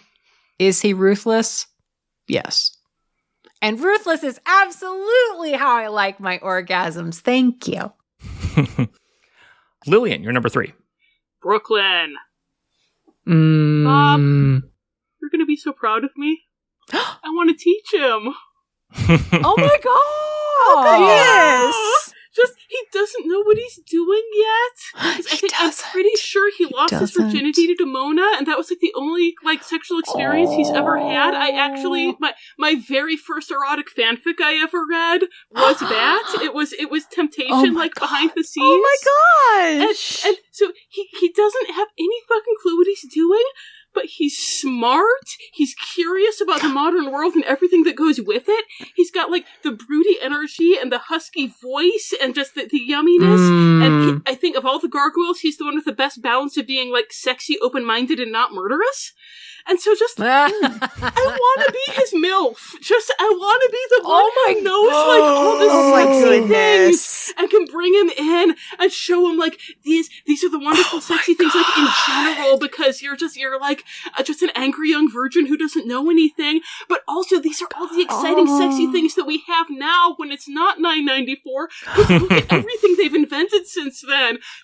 I want to teach him, and he's going to be so good when I'm done. I'm not hornier for him, but I'm horny for the story you're telling me. Like Brooklyn / MILF. I'm like, yeah, I will read that. I am going to read that fanfic. I want Brooklyn to be taken under somebody's wing and taught how to fuck. That's good. Like, that's really... First fanfic I ever read was basically like Demona being his toxic MILF, and I'm like, I want to be his non-toxic MILF. I love that. It's so hard to find non-toxic MILF out there. Endangered fucking species. I found my come in your eye guy, Bob. I found him. I'm so proud. So proud. Wear goggles. My number 3 is Demona. Just like Macbeth, Demona has centuries of sexual experience, but I think they've been weird ones. Unlike Macbeth, she's a cool-looking monster lady who would be the right amount of careful with her claws, which is to say minimally. Honestly, the rationale for Demona and Macbeth is very similar, which is why they're right next to each other on the list. It's just that to me, the human hate thing is just like a little flavor, because the way I interpret this and the way that we see her in the show, like if this is the relationship, like if I'm the person, I think that her general rule just goes out the window. But I do think it adds something in the background. More importantly, for me, weirdly, she's more animalistic than refined, unlike Macbeth, and that makes that's more my speed. She might eat her steak raw, but she's not going to look at me with contempt if I get mine medium. Like, it's fine. She can be a monster and I can be a person. Whereas I do think Macbeth would, look down his nose at you sometimes. Annie. Listen. I'm here to join the Xanatos might actually be a great fuck party. Sister! Xanatos is my number 3. Listen. Here's what I want, okay? Listen, here's what I want. I want to be seduced so thoroughly and so effectively by this man. I want him to set his sights on me and for me to not have to lift a goddamn finger because he's already planned it out from the moment he laid eyes on me how to lure me into a sexual trap that I don't even want to free myself from. Like, David Xanatos always gets what he wants. I want him to want me. Like, this dude would airlift a castle across the Atlantic Ocean to get what he wants, and I want him to pursue me with that same fervor and make it all seem like it was my choice the whole time. Wow. And then when the sex actually happens, he knows everything you want, and more importantly, everything you need, and he would give it to you until you are a quivering, gasping puddle of sated lust in his arms, and promise to be yours as long as he'll have you. Yeah. This is like a poem. This is so incredible. beautiful. And you know what? I think, Annie, you and I have basically the same take, except you are 7 better than me. And so it adds up. Bob, you're number 2. Big feels. Hyena. Okay. No, y'all. Be gay, do crimes. She's got hair that's gayer than any of us on this call. And folks, Yeah. there's a lot of gay on this call. She's Yeah. going to not just fuck you, she's going to fuck at like the cis-hets. She's going to fuck you like at gender normative sex roles. She's going to have sex with you that makes you feel gayer than you ever thought you could feel. Holding hands with her, like as you walk around New York the next day, it's going to feel like your own private pride parade. And she will leave marks all over you. Yeah. Low-key thinking about stealing her haircut. That is the coolest fucking haircut. I swear, if there's one thing Gargoyles loves, it's the things hanging out in front of the ears. They love the long things in front of the ears. There's got to be a name for that. Greg Wiseman, I'm sure, has a name for that. It's called My Fetish. That's what he says. Lilian, you're number 2. My number 2 is Elisa Maza. Everybody in my top 5 was my number 1 at some point, and Elisa was really close to saying there. Like, she's playful, she's open-minded, she's patient. Like, you know, every time Goliath goes off on one of his, like, crazy nonsense things, like, she's always like, oh, yes, honey, that's fine. Like, you know, she's gonna be the grounded one, but at the same time, she does have that playful energy, so she's not just, like, a grounded stick in the mud. Like, she's a good communicator, and she is seriously DTF. Like, Kris, you mentioned the gameable episode, and there was the whole thing about how she's in her bell costume, and she whips the skirt off, and she's got the thigh highs and the garters underneath. Like, she was ready for that evening to go a certain way. Yeah. Just Elisa Maza fucks. She is, like, she's everything you could possibly want in a sexual partner. Like, she'll try anything. Once again, she'll try fucking a gargoyle. Like, she'll let you know if something isn't working, and you'll be able to laugh about it together because she has a sense of humor about it when, you know, Goliath is being Goliath. Just, oh my gosh, she's perfect. Yep. My number 2, however, is Puck/Owen. I take it as read that the children of Oberon can fuck. They're from A Midsummer Night's Dream. That's how the god of their world, Shakespeare, made them. They can all fuck. They all fuck all the time. Because of that, and because Puck is a trickster who would be especially playful and expressive as a partner, Puck's going to go high on my list anyway, despite the danger. But it's Owen who gets him to number 2. If Puck is the outlandish, over-the-top, free spirit that you fantasize about reaching on a deeper level, Owen is that free spirit picked at the peak of fanfic ripeness. Ooh. You take that creative force of nature and you put them in a relationship where, precisely because they give so much of a fuck, they apply themselves. They show the restraint that is the flip side of their nature. I don't want to diminish Puck at all, but I do want to see him sitting in front of me, bound in chains he watched me lock, wearing his little glasses, doing what he's told, and being brilliant for me, because he decided to be mine. And Annie, you're number 2. Great news. It's Puck and All right. Owen. Oh, this is 2 fucks in 1. Like, you know, this is 2 different men playing 2 extremely different roles, and I love both of them, but, like, it's Owen that gets it up to the top for me. Same as Kris. It's like, Owen is the fuck with someone who is precise and exacting and meticulous about your pleasure. He does all the research. He knows what you want. He will give it to you in the most, like, optimally calculated way, and not like Matt Bluestone or something where he's decided, like, this is the way sex goes. Owen is going to do the legwork to figure out how you come best, and he will make sure that it happens. And, like, that might seem cold, but I love someone who is concerned with giving me exactly what I want and anticipate that and prep for it. And, like, I love that attention to detail. And then on the flip side, you've got Puck, where, like, he is just chaos incarnate. He is chaos. He's spice. Owen gives me what I crave and what I want, but Puck shows me things I could not imagine otherwise. He's this wild card twink that shows you a whole new world of sex you wouldn't have even thought possible. And you can have your fun with that, but then you can also have, like, you can be thoroughly fucked the exact way that makes you happiest by Owen, and then go out and have something wild that you never even thought about with Puck, and it's the same guy! I think we're on to number 1. MeganBob, you're number 1. Oberon. Yeah, he doesn't compromise, he commands. I don't want to fuck him as me, but imagine being Titania. Getting to fight tooth and nail with someone is too fucking delicious to pass up. Like, yes, rage at me, command me.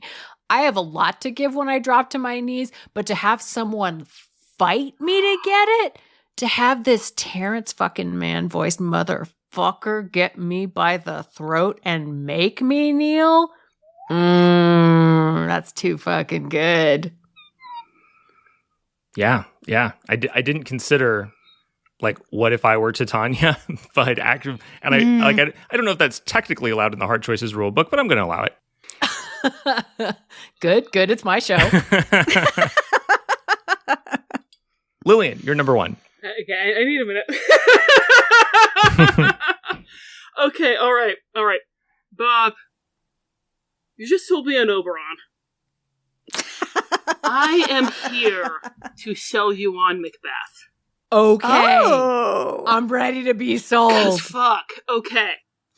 The key to understanding Macbeth is the episode where he is, like, in love with human Demona and doesn't know she's Demona. Because that shows that he is open to finding love again. So, taking that into account, this man is fucking everything. He's got 900 years of experience. You know that at some point he went through that period where he drowned all his sorrows in hedonism. So, like, just like Kris was saying, he's the fucking everything. He knows how to play your body like a musical instrument. He's almost as rich as Xanatos, so he can give me all that sugar daddy that Xanatos can, but he doesn't have the smugness. But so he can let himself be distracted by love for a few decades, and that's wonderful. Like if the fuck turns into a marriage situation, it can, and he'll, like, let himself, like, drop this vendetta just for a couple decades till he finds this solace, which is me, and then, like, return to it afterwards, and then, after I die, he's going to remember me forever. He'll come to my grave every year on my birthday and leave a rose. That's hot. That's the good shit. And he'll pour whatever our favorite drink is. He'll pour 2, and he'll leave one on the grave for me, and he'll sit next to my grave and drink the other one, like the Poe toaster. Just... I'm, like, hornier for being dead after. I want to fuck Macbeth and die. Well, that's when you start to get, like, feel about that, but that's the bittersweet yearning. I'm like, ooh, is that the ending of Phantom of the Opera? Just exactly. That's right. He will remember you when people are fairy tales told by rabbits, to quote The Last Unicorn. Just, oh my god, Macbeth. Oh wow. All right, my number 1 is Titania. As with Puck/Owen, Titania is, as a child of Oberon, she's going to be at or near the top of the list. But like Puck/Owen, she benefits from having another facet. She remains the beautiful and terrifying queen of the fairies. I'm 100% into that. But unlike Oberon, she has some experience with the messiness of human love and its imperfections to temper her. I'm not saying she definitely won't, like, give me a bear's head or some shit, and that's fine. Like, I'm not trying to change her, but I do think she has enough perspective to appreciate the flawed human fuck that I'm capable of giving her, even though she is possibly, canonically, the most transcendent lay on Earth. Even so, I feel bad putting her at number 1 and Puck at number 2, but ultimately, she can give me a lot of the same things he can, only on her throne with her tits out. And the math is not hard, and I think Owen would understand that. Finally, Annie at number 1. Okay. So, all the shit I said about David Xanatos earlier, put it in a gargoyle body. It's Thaylog! Put it in a big, strong monster body with wings and talons and digitigrade legs and horned brow ridges and sclera that are different colors than human sclera. And do all of that, but monster, and give that to me! So we've aired our initial takes on these characters and their fuckability, but the conversation is far from over. The nuanced creations of Gargoyles creator Greg Wiseman, like those of his boyfriend Shakespeare, lend themselves to endlessly iterative interpretation. I can feel it in the air. There's a freshman humanities essay about to break out in this podcast, and its title is Let's Unpack That. Annie and kind of Kris, because you both ranked Thaylog high, like, please sell me on Thaylog, because I love the idea of Thaylog, but just, like, in practice, he just comes across as just such a greedy, selfish dick. Like, just sell me on, like, how this could, like, translate into being a good lover, because, like, I feel, for me, part of the appeal of Xanatos is that he's a wife guy, and you do not get that at all with Thaylog. Well, the thing is that a lot of my argument just doesn't really interact with the wife guy part all that much. It interacts with the you are his quarry kind of thing, of he is going to have you. And really, a lot of it is just, it's you take all the Xanatos parts and then you put it in a monster body, and that's pretty much, I love me a monster. Yeah, I think a lot of it is potential, because Xanatos, like, we see him with Fox, but I think you wouldn't necessarily believe that he was capable of that kind of, like, true intimate affection if you didn't see it on screen, because it has to be the right person. And so I think that if we know that he has Xanatos's mind, and also we know that he has these instincts and, like, this basic nature of Goliath, we see them doing sexy things with limitations that the other person kind of balances out in, like, the Xanatos Goliath dynamic.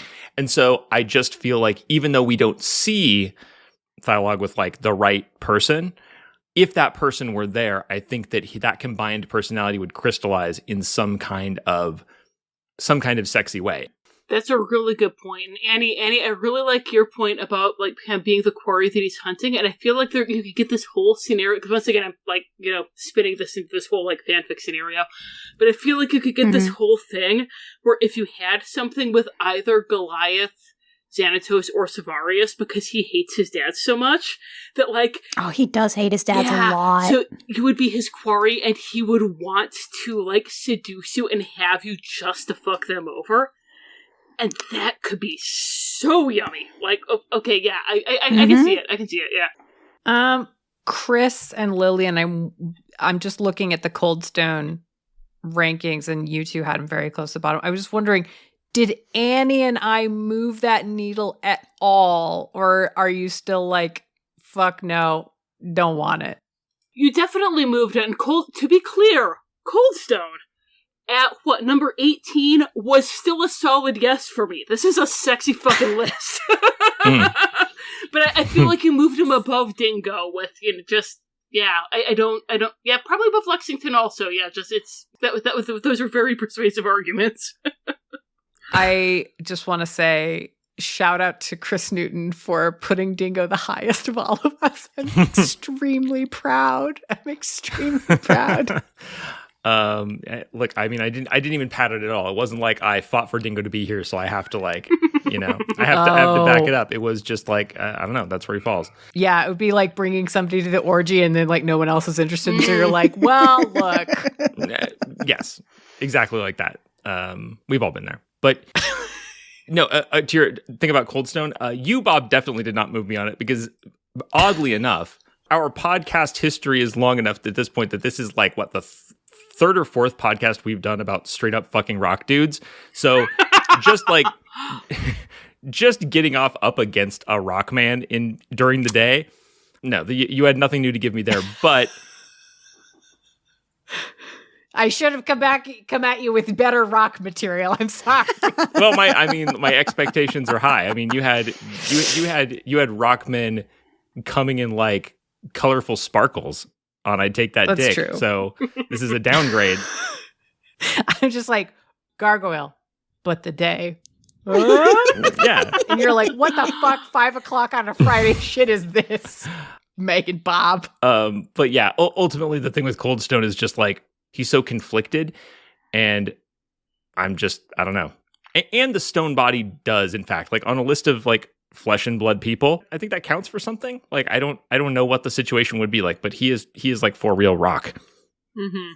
It does Cold Stone get shifted around in anyone's list when you do like Cold Stone with his 2 other buddies in his body, or like Cold Stone when they've all been separated out into like a robot triad? He plummets on mine if it's just Cold Stone, because the only thing that kept him above the ties was having what's his face, Cold Steel, the Iago personality. Like that's the one I want to fuck. So. Mm-hmm. Yeah. No, I mean, even if it's a bad deal, like you want all 3, I feel like. I mean, that's his thing. You know, if he loses that, I think it makes it more manageable, but it also makes him less interesting. So, yeah, I don't know. I think it's really interesting when we were going through this list of figuring out who was going to be on it, who was making the cut, who was below it, that when we were talking about balancing out these characters, whether we would take some over others, I thought it was interesting that we ended up settling with Matt Bluestone, but then none of us ended up really rating him all that high. He was in everybody's bottom 10. I mean, you were the one who was pushing hardest for him, so why don't you talk about that a little bit more? I know. Well, honestly, a lot of it was because Matt Bluestone is the character that I remembered, as opposed to like the other like bad guy characters were not a blip on my memory radar. I mean, he's a recognizable type, and he's distinctive. Like that's something that sometimes comes up when we're putting these lists together. Is like, I believe it was Zad in a I forget which episode, maybe the medians episode, saying that like sometimes the median represents more like an upper median because of the selection process. And I try when we put the list together not to pick like the most fuckable 21 people from our franchise. I'm looking for like different flavors and like the extremes so that you get some kind of a sense of like the whole landscape of the franchise. And so I think the fact that Matt Bluestone is like, he's more different from the other characters than a lot of the other characters are from each other, for sure. So I think it's worth having him there, even if his role is then going to be like, you know, he sits firmly in like the lower middle area of all these more interesting characters. I was just imagining like if he were a real person and sort of like to have like your whole thing described as the lower middle of the list. Yeah, that's this guy. But he is, and that's true. And what's especially tragic about it is he is definitely the character most likely to listen to this podcast. Maybe Lexington. But I think the one who listens to the podcast doesn't necessarily get horny for it, but does keep like spreadsheets about who won and like where they placed and everything. That's Matt Bluestone. I have a thing about Severius. One thing I noticed in the rankings is that I think maybe we stumbled upon and like none of us quite acknowledged that it really depends like who he's relating to, because his basic like, you know, camp supervillain act is potentially dangerous and potentially tedious in the position of like him on top, like doing this to you. But I think I like him most when he's like being a little shit to Xanatos, where like Xanatos is in the power position and he is just like, you know, aren't I a rascal for doing all this genetic experimentation? That's fun, Severius. And I would hope that if he's into you, that's who you get. But it's totally valid to think like he might be into you because he wants to, you know, trick you into drinking things out of a vial and then go, aha, gotcha. But yeah, if it's more like, you know, can you believe who you took home from the fucking club? Like that version of Severius seems much more fun to me. Yeah, I didn't think about Severius as sub, but yeah, he is, you know, working as Xanatos as sub. That there is definitely a sexy energy there to be tapped. He does love being a petulant little shit. Yeah. I think it's a weird dynamic, like with people who enjoy being found cute. That is such a hot and cold thing, because if you're not in a position with them for that to lock in, then it's like a totally different person. It's like everything is presented differently. And it's not conventional cute, but everything about Severius drips like, I want you to think I'm cute. If you are like in a position above me, you know? Oh Come my on, God. kawaii. Geez, that drops him in my rankings because everyone wants to be cute. So. No, you're so... I did not think about it, but 100% he's like going... And you're like, okay, like you made a bunch of monsters, and he's like, no. I made monsters. Isn't that adorable? Yeah. It's such Tim Curry camp I in know. there. I also finished all the ice cream. You're like, oh my God. Now, okay, MeganBob, I know I'm doing two in a row, but I have to, like, this is going to be you explaining yourself. Why the fuck do you think Xanatos is bad at crypto? You know what? You got me. You got me. He fucking invented whatever the goddamn fuck a blockchain is. I have no defense. Nobody is better at non-fungible whatever the fucks. He's clearly the best at made up things. Let me pitch to you. Okay, you're next to Xanatos in bed after what I think we all acknowledge is the fuck of your life, whatever the aftermath is. Yeah, of course, and of course. He's sitting there bare chested, like he's smoking or whatever he does after sex. And he's like, let me tell you about crypto. And you're like, oh my fucking God, no. It's a disaster waiting to happen. Just as intended. Oh.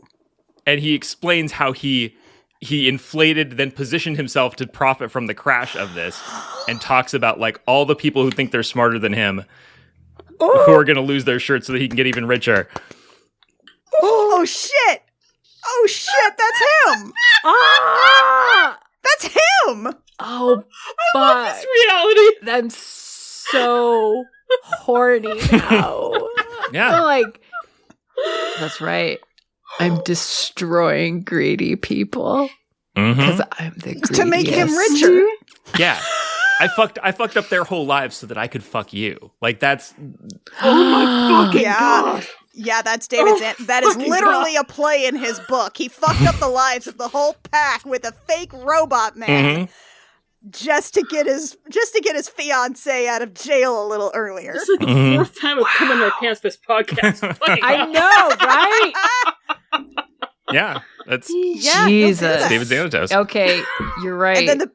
And then you've also got, like, afterwards, if anybody tries to come after and be like, I can't believe you set me up, all you pretty much have to do is play that video of Jonathan Frakes just being like, not real. Never happened. We made it up. I want to unpack basically everyone other than me. Okay. Yeah, go for it. Yeah. I'm the only one who didn't have Puck in my top 3. For me, I feel like the trickster spirit thing would be fun for him, but not necessarily for me. And just like, basically kind of like sell me on this. How do you see this being like a mutually enjoyable thing? Oh yeah, it's definitely a risk, right? You do that whenever you engage in any kind of intimate antics with any kind of fey creature, and Puck in particular. You're looking at a trickster, which means that your like is not to come out of this with like some weird shit going on. But like for me, Puck as a spice to season the Owen meal is that's my ideal scenario. Yeah, because I feel like you kind of had a different thing for me, because for me I was worried that his Puckness would make him like be too Owen and like go too far in the wooden direction. But you're seeing it being like a making the Owen less wooden and more like a little bit more puckish. So this is a real life thing about people who are super creative or who are in some way like more than you would necessarily want, like a fire hose on you, but who are like really attractive for what they are. It's always really appealing when that person has as a part of their personality, in the same way that like Owen is kind of a part of Puck. Like, this is me like getting serious to get it done. Like, this is part of the vision. And so to me, like that's what's interesting about the Puck Xanatos relationship, is that in a like weird fanficky way, it is like an ultimate expression of love, that it's like, I have all this to give, but I couldn't give it to you in this form. So I'm going to turn into like my smaller self with like glasses on, very serious. And I'm going to sit down and make this happen so that I can actually give to you what I want to give to you. That's a very necessary thing for a certain kind of person to have to form that bond and to have a satisfying relationship. And the aspect of control makes it hot as well as sweet. So that's beautiful. Yeah. Yeah. I mean, I don't really have anything to add. I just, whenever somebody commits and like follows through on something, like the boring shit, but it's like in the service of the thing that you're doing. Oh my God. No, that's incredible. I have one more thing for Let's Unpack That, and it's just like sort of a like difference of ranking for Xanatos. More of a self-defense, more of a proactive self-defense for ranking Xanatos lower, because I do think he maybe deserves a higher ranking. But it's just that I think like whatever else Xanatos has going for him, I think he's real with Fox, and that's very sweet, but it makes me fear that he would be real with any other partner and would legitimately like adjust how intimate and how really connected he is based on what he thinks of them. And like, I don't think he could just randomly fall in love with someone who he didn't think of highly of as he does of Fox. And so it is hard for me to put myself in that position. Like that, his ranking reflects my sense of me in that, like, even if he had a lot of affection for you, if he didn't see you as an equal, you wouldn't get all of it. Aw, I'm sorry. That's I'm sorry fair. you don't think. Dude, Well, he's Xanatos. I mean, it's fuck you. Kind of going off what Bob was saying, I think part of the fantasy with Xanatos is the fantasy of being like he sees you as an equal. That it's like he chooses you. He finds you worth pursuing, not necessarily like you are his floozy of the evening while his wife is in jail or off with their magic baby or with magic grandma mother-in-law. Like, you are something that he sees value in and would pursue with the same fervor that, again, causes him to airlift a castle across the Atlantic Ocean just because he wants it. Yeah, if there is a difference in take between me and you, Annie, because I think truly like we have a similar sense of the character in our rankings, it is that I think even if you were something that he saw as like this precious thing that he had to have, if it's not someone who is his equal, there's still something held back just because he wouldn't. Not that he wouldn't give it to you, but I don't think he could. That's a good point. Yeah. I mean, you are sort of up against, again, all of the like 7 things that Fox is in one person. It is difficult to be like a karate ninja femme fatale Power Ranger werewolf Bulma. Yeah. Would that we could all be Bulma. I was really struggling for a while with ranking Fox because, as she is so clearly the sub in the relationship, and like it's always a tricky thing for me to rank what my rating is for subs, because it's not like with ranking myself with like a character who's not into women, because we're saying, okay, well, clearly, like, I'm the one exception to that. It's like, if you've got 2 subs in a room, then what does it even look like? So I have heard the phrase 2 subs looking for a dom, and I find that like the first mental image I had for me and Fox was like we're sitting there in like this giant ass like dungeon full of amazing toys, and we're looking at each other, and we're like, I'm going to eat your pussy like a champ as soon as you make me beg to do it. Oh yeah, I'm going to eat your pussy like a champ as soon as you make me beg to do it. And then we just like both give up and go play a board game or something. and like one of the scenarios that was like kind of coming to mind for Fox was the, like being the unicorn for Fox and Xanatos would be freaking amazing. Oh my god. Oh my god. Yeah, like Bob and Kris, I don't know if you've read it, Annie, but like Bob and Kris, all 3 of us have read there's this like Hercules Hades, Meg, like... Oh, no, I haven't the read that one serial yet. numbers filed off erotica, where they, like, Hades and Meg, like, bring in Hercules to be their unicorn, and, like, Meg is the Swish, aka Fox, and, like, Hades is the Dom, aka Xanatos. And, like, I feel like that's kind of the ideal situation to be in with these two, because, like, Fox is getting to, like, bring out her Dom instincts that she never gets to have with Xanatos, and, like, with Xanatos, he's getting to be your Uber Dom, and maybe you're not his wife that he's wife-guying for, but it's okay because you're still part of his group. Yeah. I feel like I would not be comfortable if they tried to treat me as like an equal just because of the like how close their relationship is. I would be much more comfortable being like a pet. Oh, that's so I'd be hot. like, that's Yeah. I don't want the expectations that they have of each other. Like, fuck that. I'm like, I'm not gonna have like 7 careers. Yeah. Fucking No, hot. thank you. I don't even want one. And that's the ideal situation because you get to see the version of Xanatos that is fully into another person who he's totally invested in, like, yes, you are it. You are everything. You're my equal. But you don't have to live up to that. You just get to watch him be that guy and, like, you know, Dom from that position. That is perfect. All of our rankings have been entered and tabulated, so it's time now to transition away from the anarchic puck portion of the podcast and give the boners of our inner math-minded Owens a chance to shine as we announce the final rankings. Let's get it. At number 21, we have Lexington. Oh, buddy. Yep. Oh, he's a little baby. Sorry about your buddy, Annie. At number 20, tied, we have Anton Severius and Matt Bluestone. yeah, that tracks. Yeah. The bottom of this list is filling up with a type of dude. Tied for number 18, we have Hyena and Angela. Wow. Diametric Yeah. opposites. Mm-hmm. At number 16, we have Talon. At number 15, Dingo. At number 14, Coldstone. At number 13, Thalog.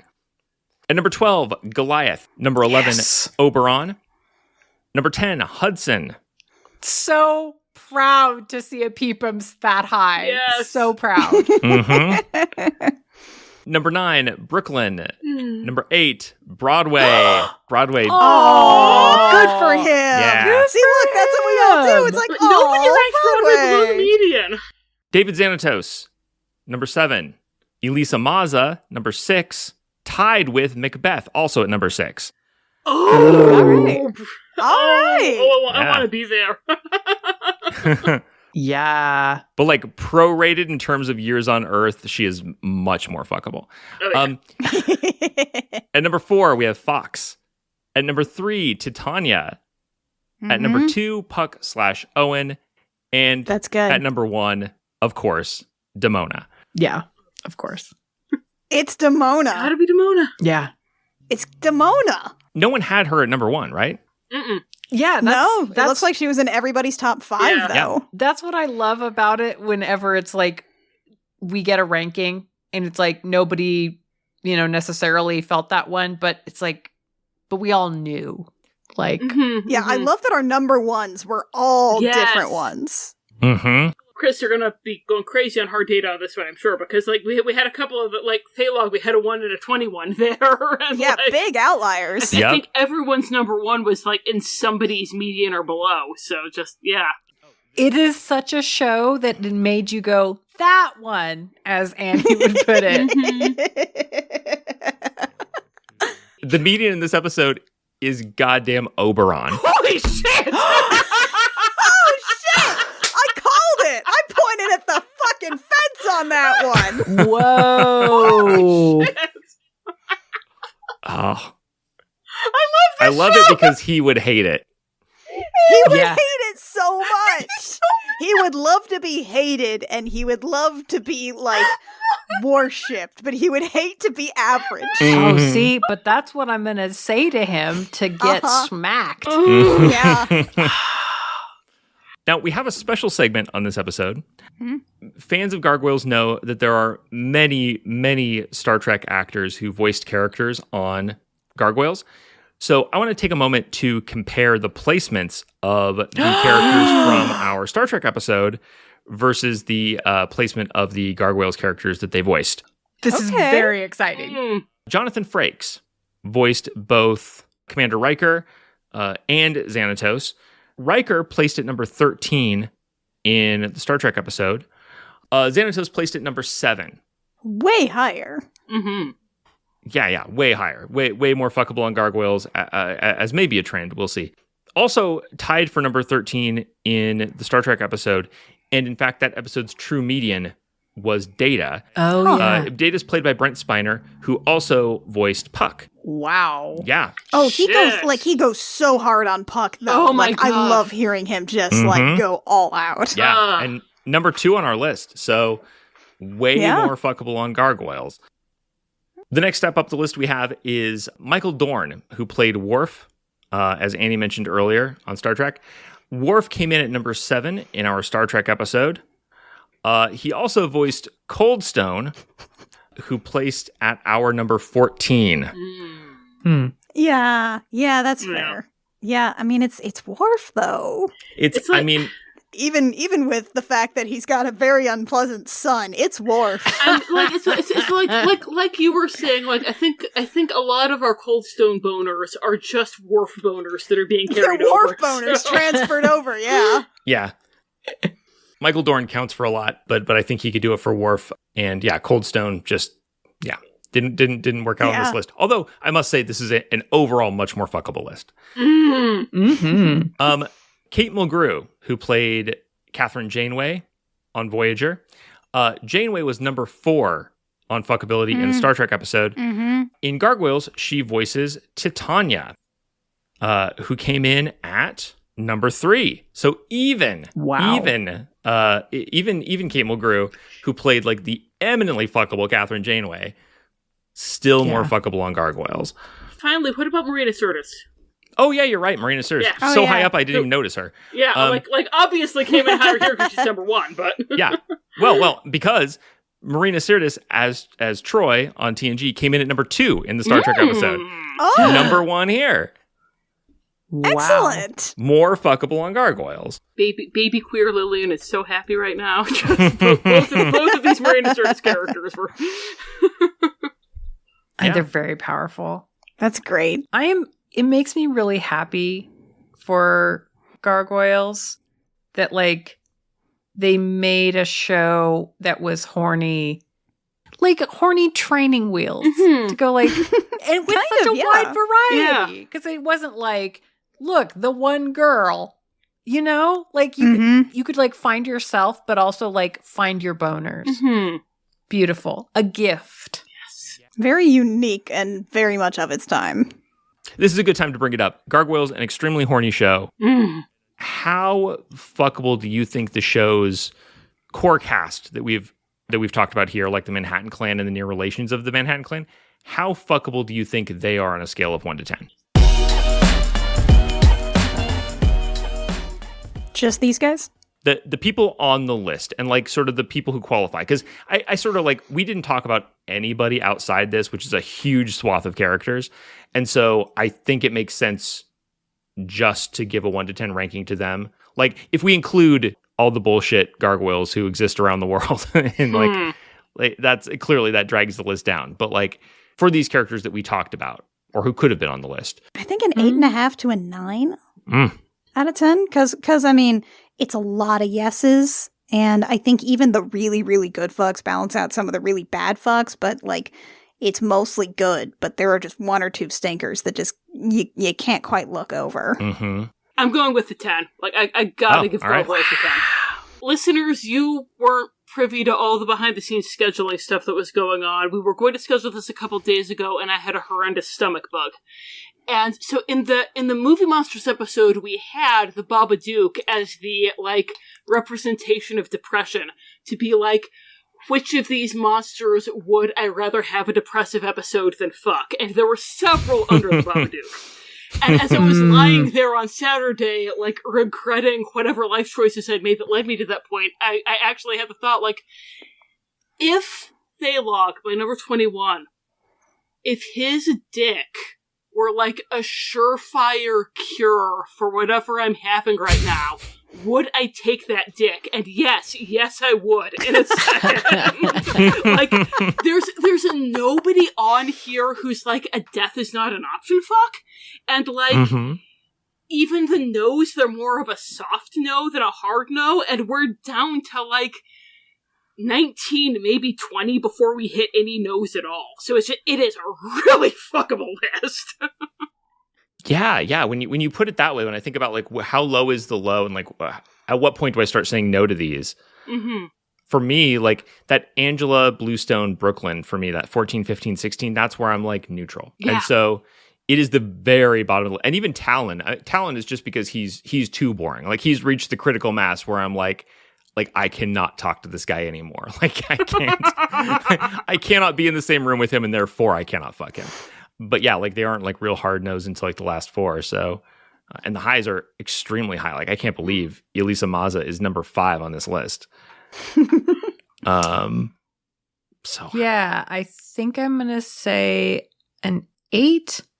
Looking at where I start to go, I mean, I don't have the same strength of feelings about it because I didn't watch as much of it, but it speaks pretty fucking highly of this show that despite not having seen a lot of it, I vividly remember it. It was like going a place that you had forgotten that you'd been, but you were like, oh, that. Mm-hmm. Yeah, it is a very powerful show. And so like, even if now coming to it, I'm like, there's more than I remember. Jesus fuck. It's quite powerful. Yeah, I think I'm going to have to give this one a 9. It's like right up near the top of the list. I think only the, Bob and I were talking a little off mic about this, but like, because the show is it's old enough to be dated, and so the execution of certain things doesn't quite hit right. But like the underlying, like who these characters are, you know, what their motivations are, the stories, like the backstory and the stories that they go through. If you take out like the animation, you take out some like jankiness of like how a show is put together at that time period, you know, especially a cartoon, all of that is extremely solid. Yeah, got to be a 9. So, I think this is going to be one of our most fuckable universes. This gives us an average of 9. Wow. Which is crazy high. So, this is awkward because we're all friends here, but because this is Gargoyles, I was kind of hoping that some of us would be redeemed from a path of villainy tonight. So, let me just put it out there. What did we learn here?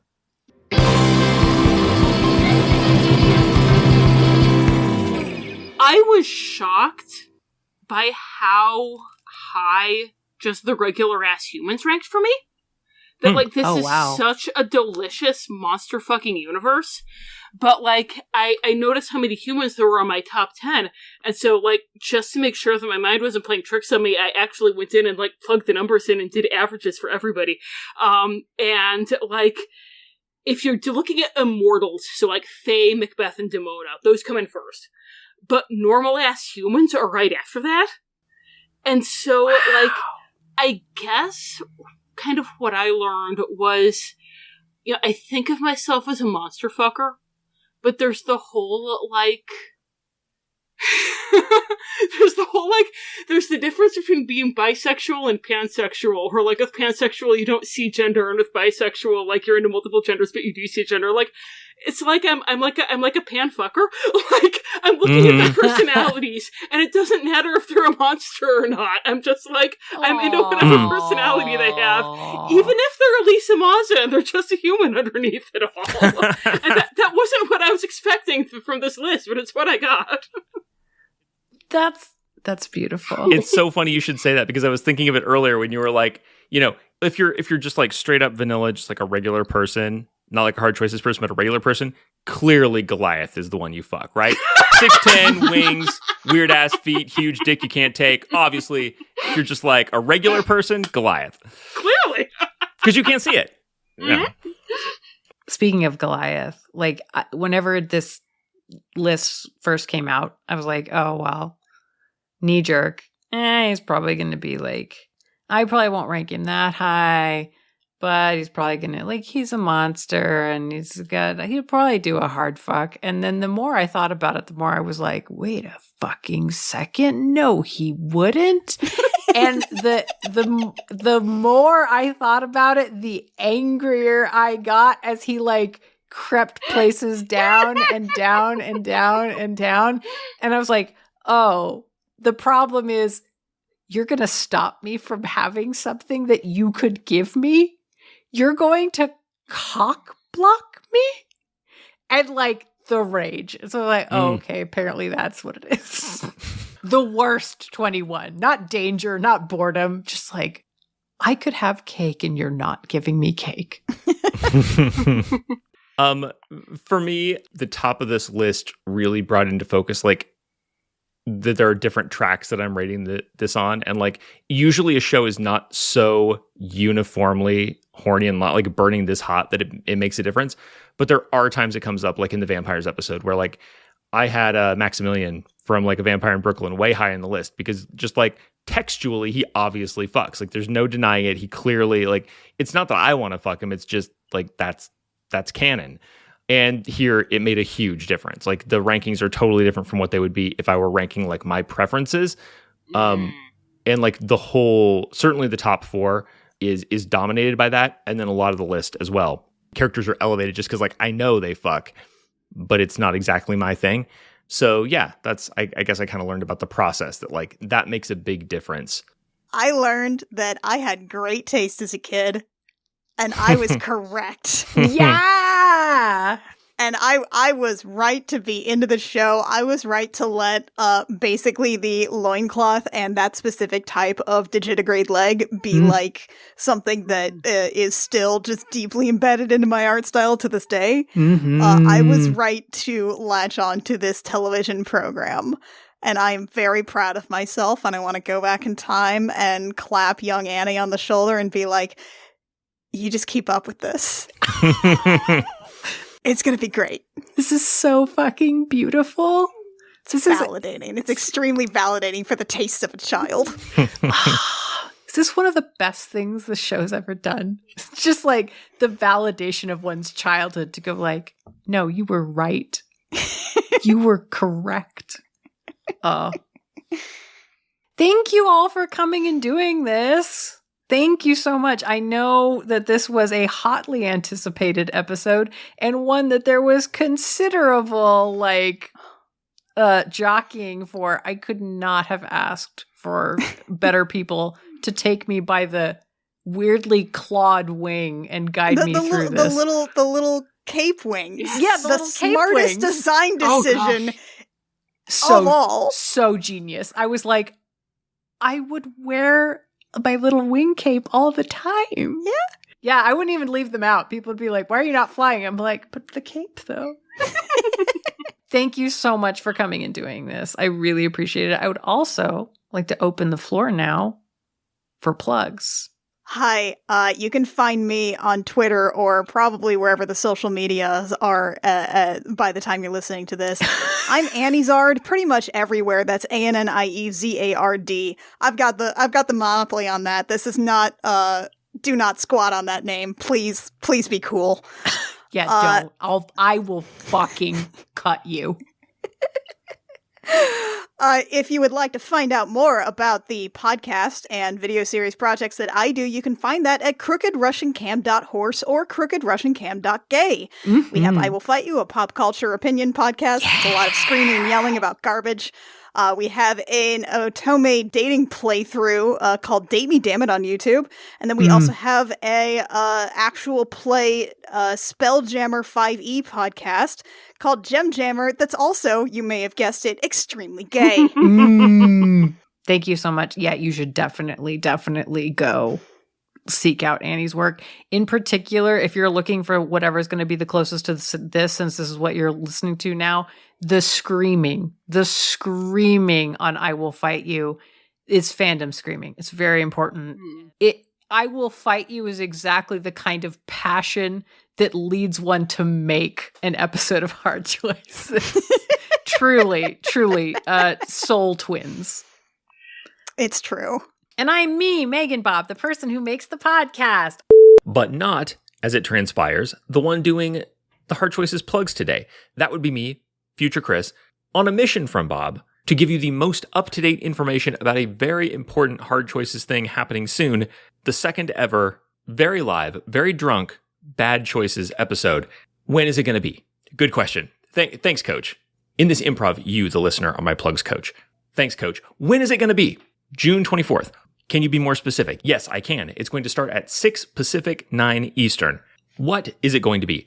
It is going to be very similar to a Hard Choices episode in that 4 hosts, MeganBob, Kit Mulcairn, Dan Mulcairn, and I, will be ranking the fuckability of characters from a particular fictional universe, or universes in this case, because we are going to be discussing miscellaneous Square Enix characters from essentially any Square game, any Enix game, or any Square Enix game other than the big ones that could support their own episodes of Hard Choices.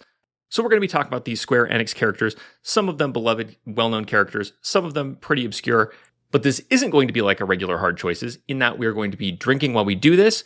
We may get drunk. We may get very drunk. Last time, I got very drunk. What kinds of rankings might we give these weird characters while we're drunk? What kind of discussions could come up in Let's Unpack That? How will we interact with each other? In this episode of Bad Choices, just like last time, I'm going to have 3 hosts in front of me, and I'm going to be drinking. Which one am I going to get in a fight with? Which one am I going to tell that they're hot because they would literally fuck a shark? And which one am I going to tell that I'm in love with them? Honestly, luck of the draw. No, I could not possibly predict, neither could you. That's the fun of alcohol and therefore of Bad Choices.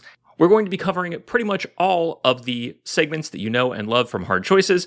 Plus, we're going to be doing a live reading of a fanfic, an erotic fanfic about a Square Enix game. I know every time I restart this phrase, it gets better and better.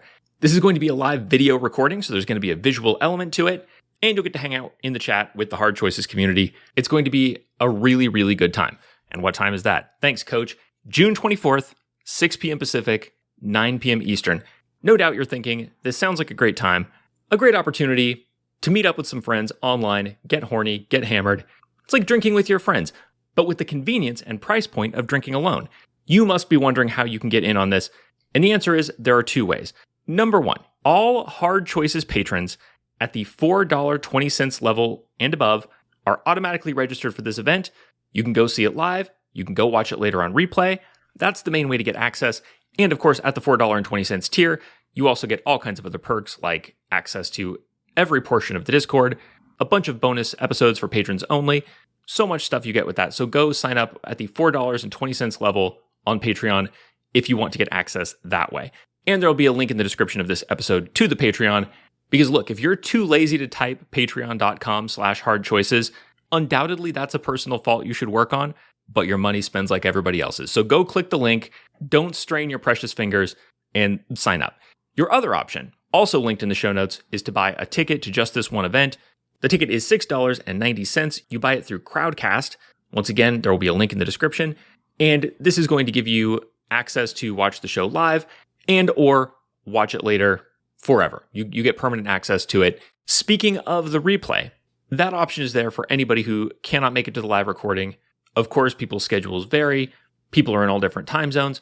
But this time we wanted to be as inclusive as possible with giving people a chance to get together with the community and enjoy live Hard Choices. So before Bad Choices begins at 6 p.m. Pacific, 9 p.m. Eastern, there's going to be a pre-show. There are a lot of Square Enix characters, way too many for us to discuss, even in a regular Hard Choices episode, let alone live at the speed of drunk.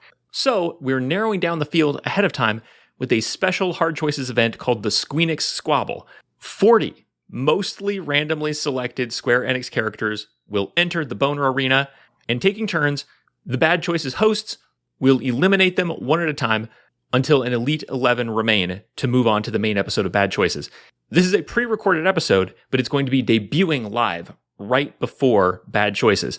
So, even if you can't make it to Bad Choices, if you're a $4.20 patron or you buy a ticket to the event, you can come in early, hang out to watch the Squeenix Squabble, which I think is going to be a great time, and then bail out whenever you need to and go back to watch the replay of Bad Choices as you're able. Or even if you can make the regular time slot, you can just show up early, get more content, more time to hang out with people, maybe pace yourself if you're drinking along. Don't start throwing back White Russians like it's going to be a 2-hour podcast and then it turns out to be a 4-hour podcast. Just a little tip that I picked up last time. But in any case, There are so many ways for you to get in on the fun we are going to have on June 24th at 6 p.m. Pacific, 9 p.m. Eastern. You can get access by being a patron. You can get access by buying a ticket. And as a special bonus for you, if you're still listening to this plug and still do not intend to buy a ticket, as a reward for your intransigence, you can go buy a ticket and you can put in the promo code EGGPLANT for $2 off. That way the ticket only costs you $4.90, which I think you'll agree is a lower price than $6.90. I now return you to the past. Thanks for being here. Bye. Oh, shit. Stay hard. This has been Hard Choices. If you want to show your support and get even more goofs from behind the scenes, visit patreon.com/hard choices and become a patron. You'll get exclusive voting rights and participation in every weird new thing we do. If you like the show, please consider leaving a 5-star rating and review on the podcatcher of your choice. It shows people what's fun about the show and makes it easier for others to find it too. Hard Choices is produced by MeganBob. Our theme song is Funk Me by Soundroll. This piece and all music used in this production is licensed through Uppbeat. You can find details in our show notes and listen to more great tunes at uppbeat.io, spelled UPPBEAT.io. The Hard Choices logo is designed by Claire Mulcairn. If you'd like to get into touch with us, look for the Smash Fiction Fan Faction on Facebook and join the conversation. Thank you so much for listening and hanging out with us. You're a peach!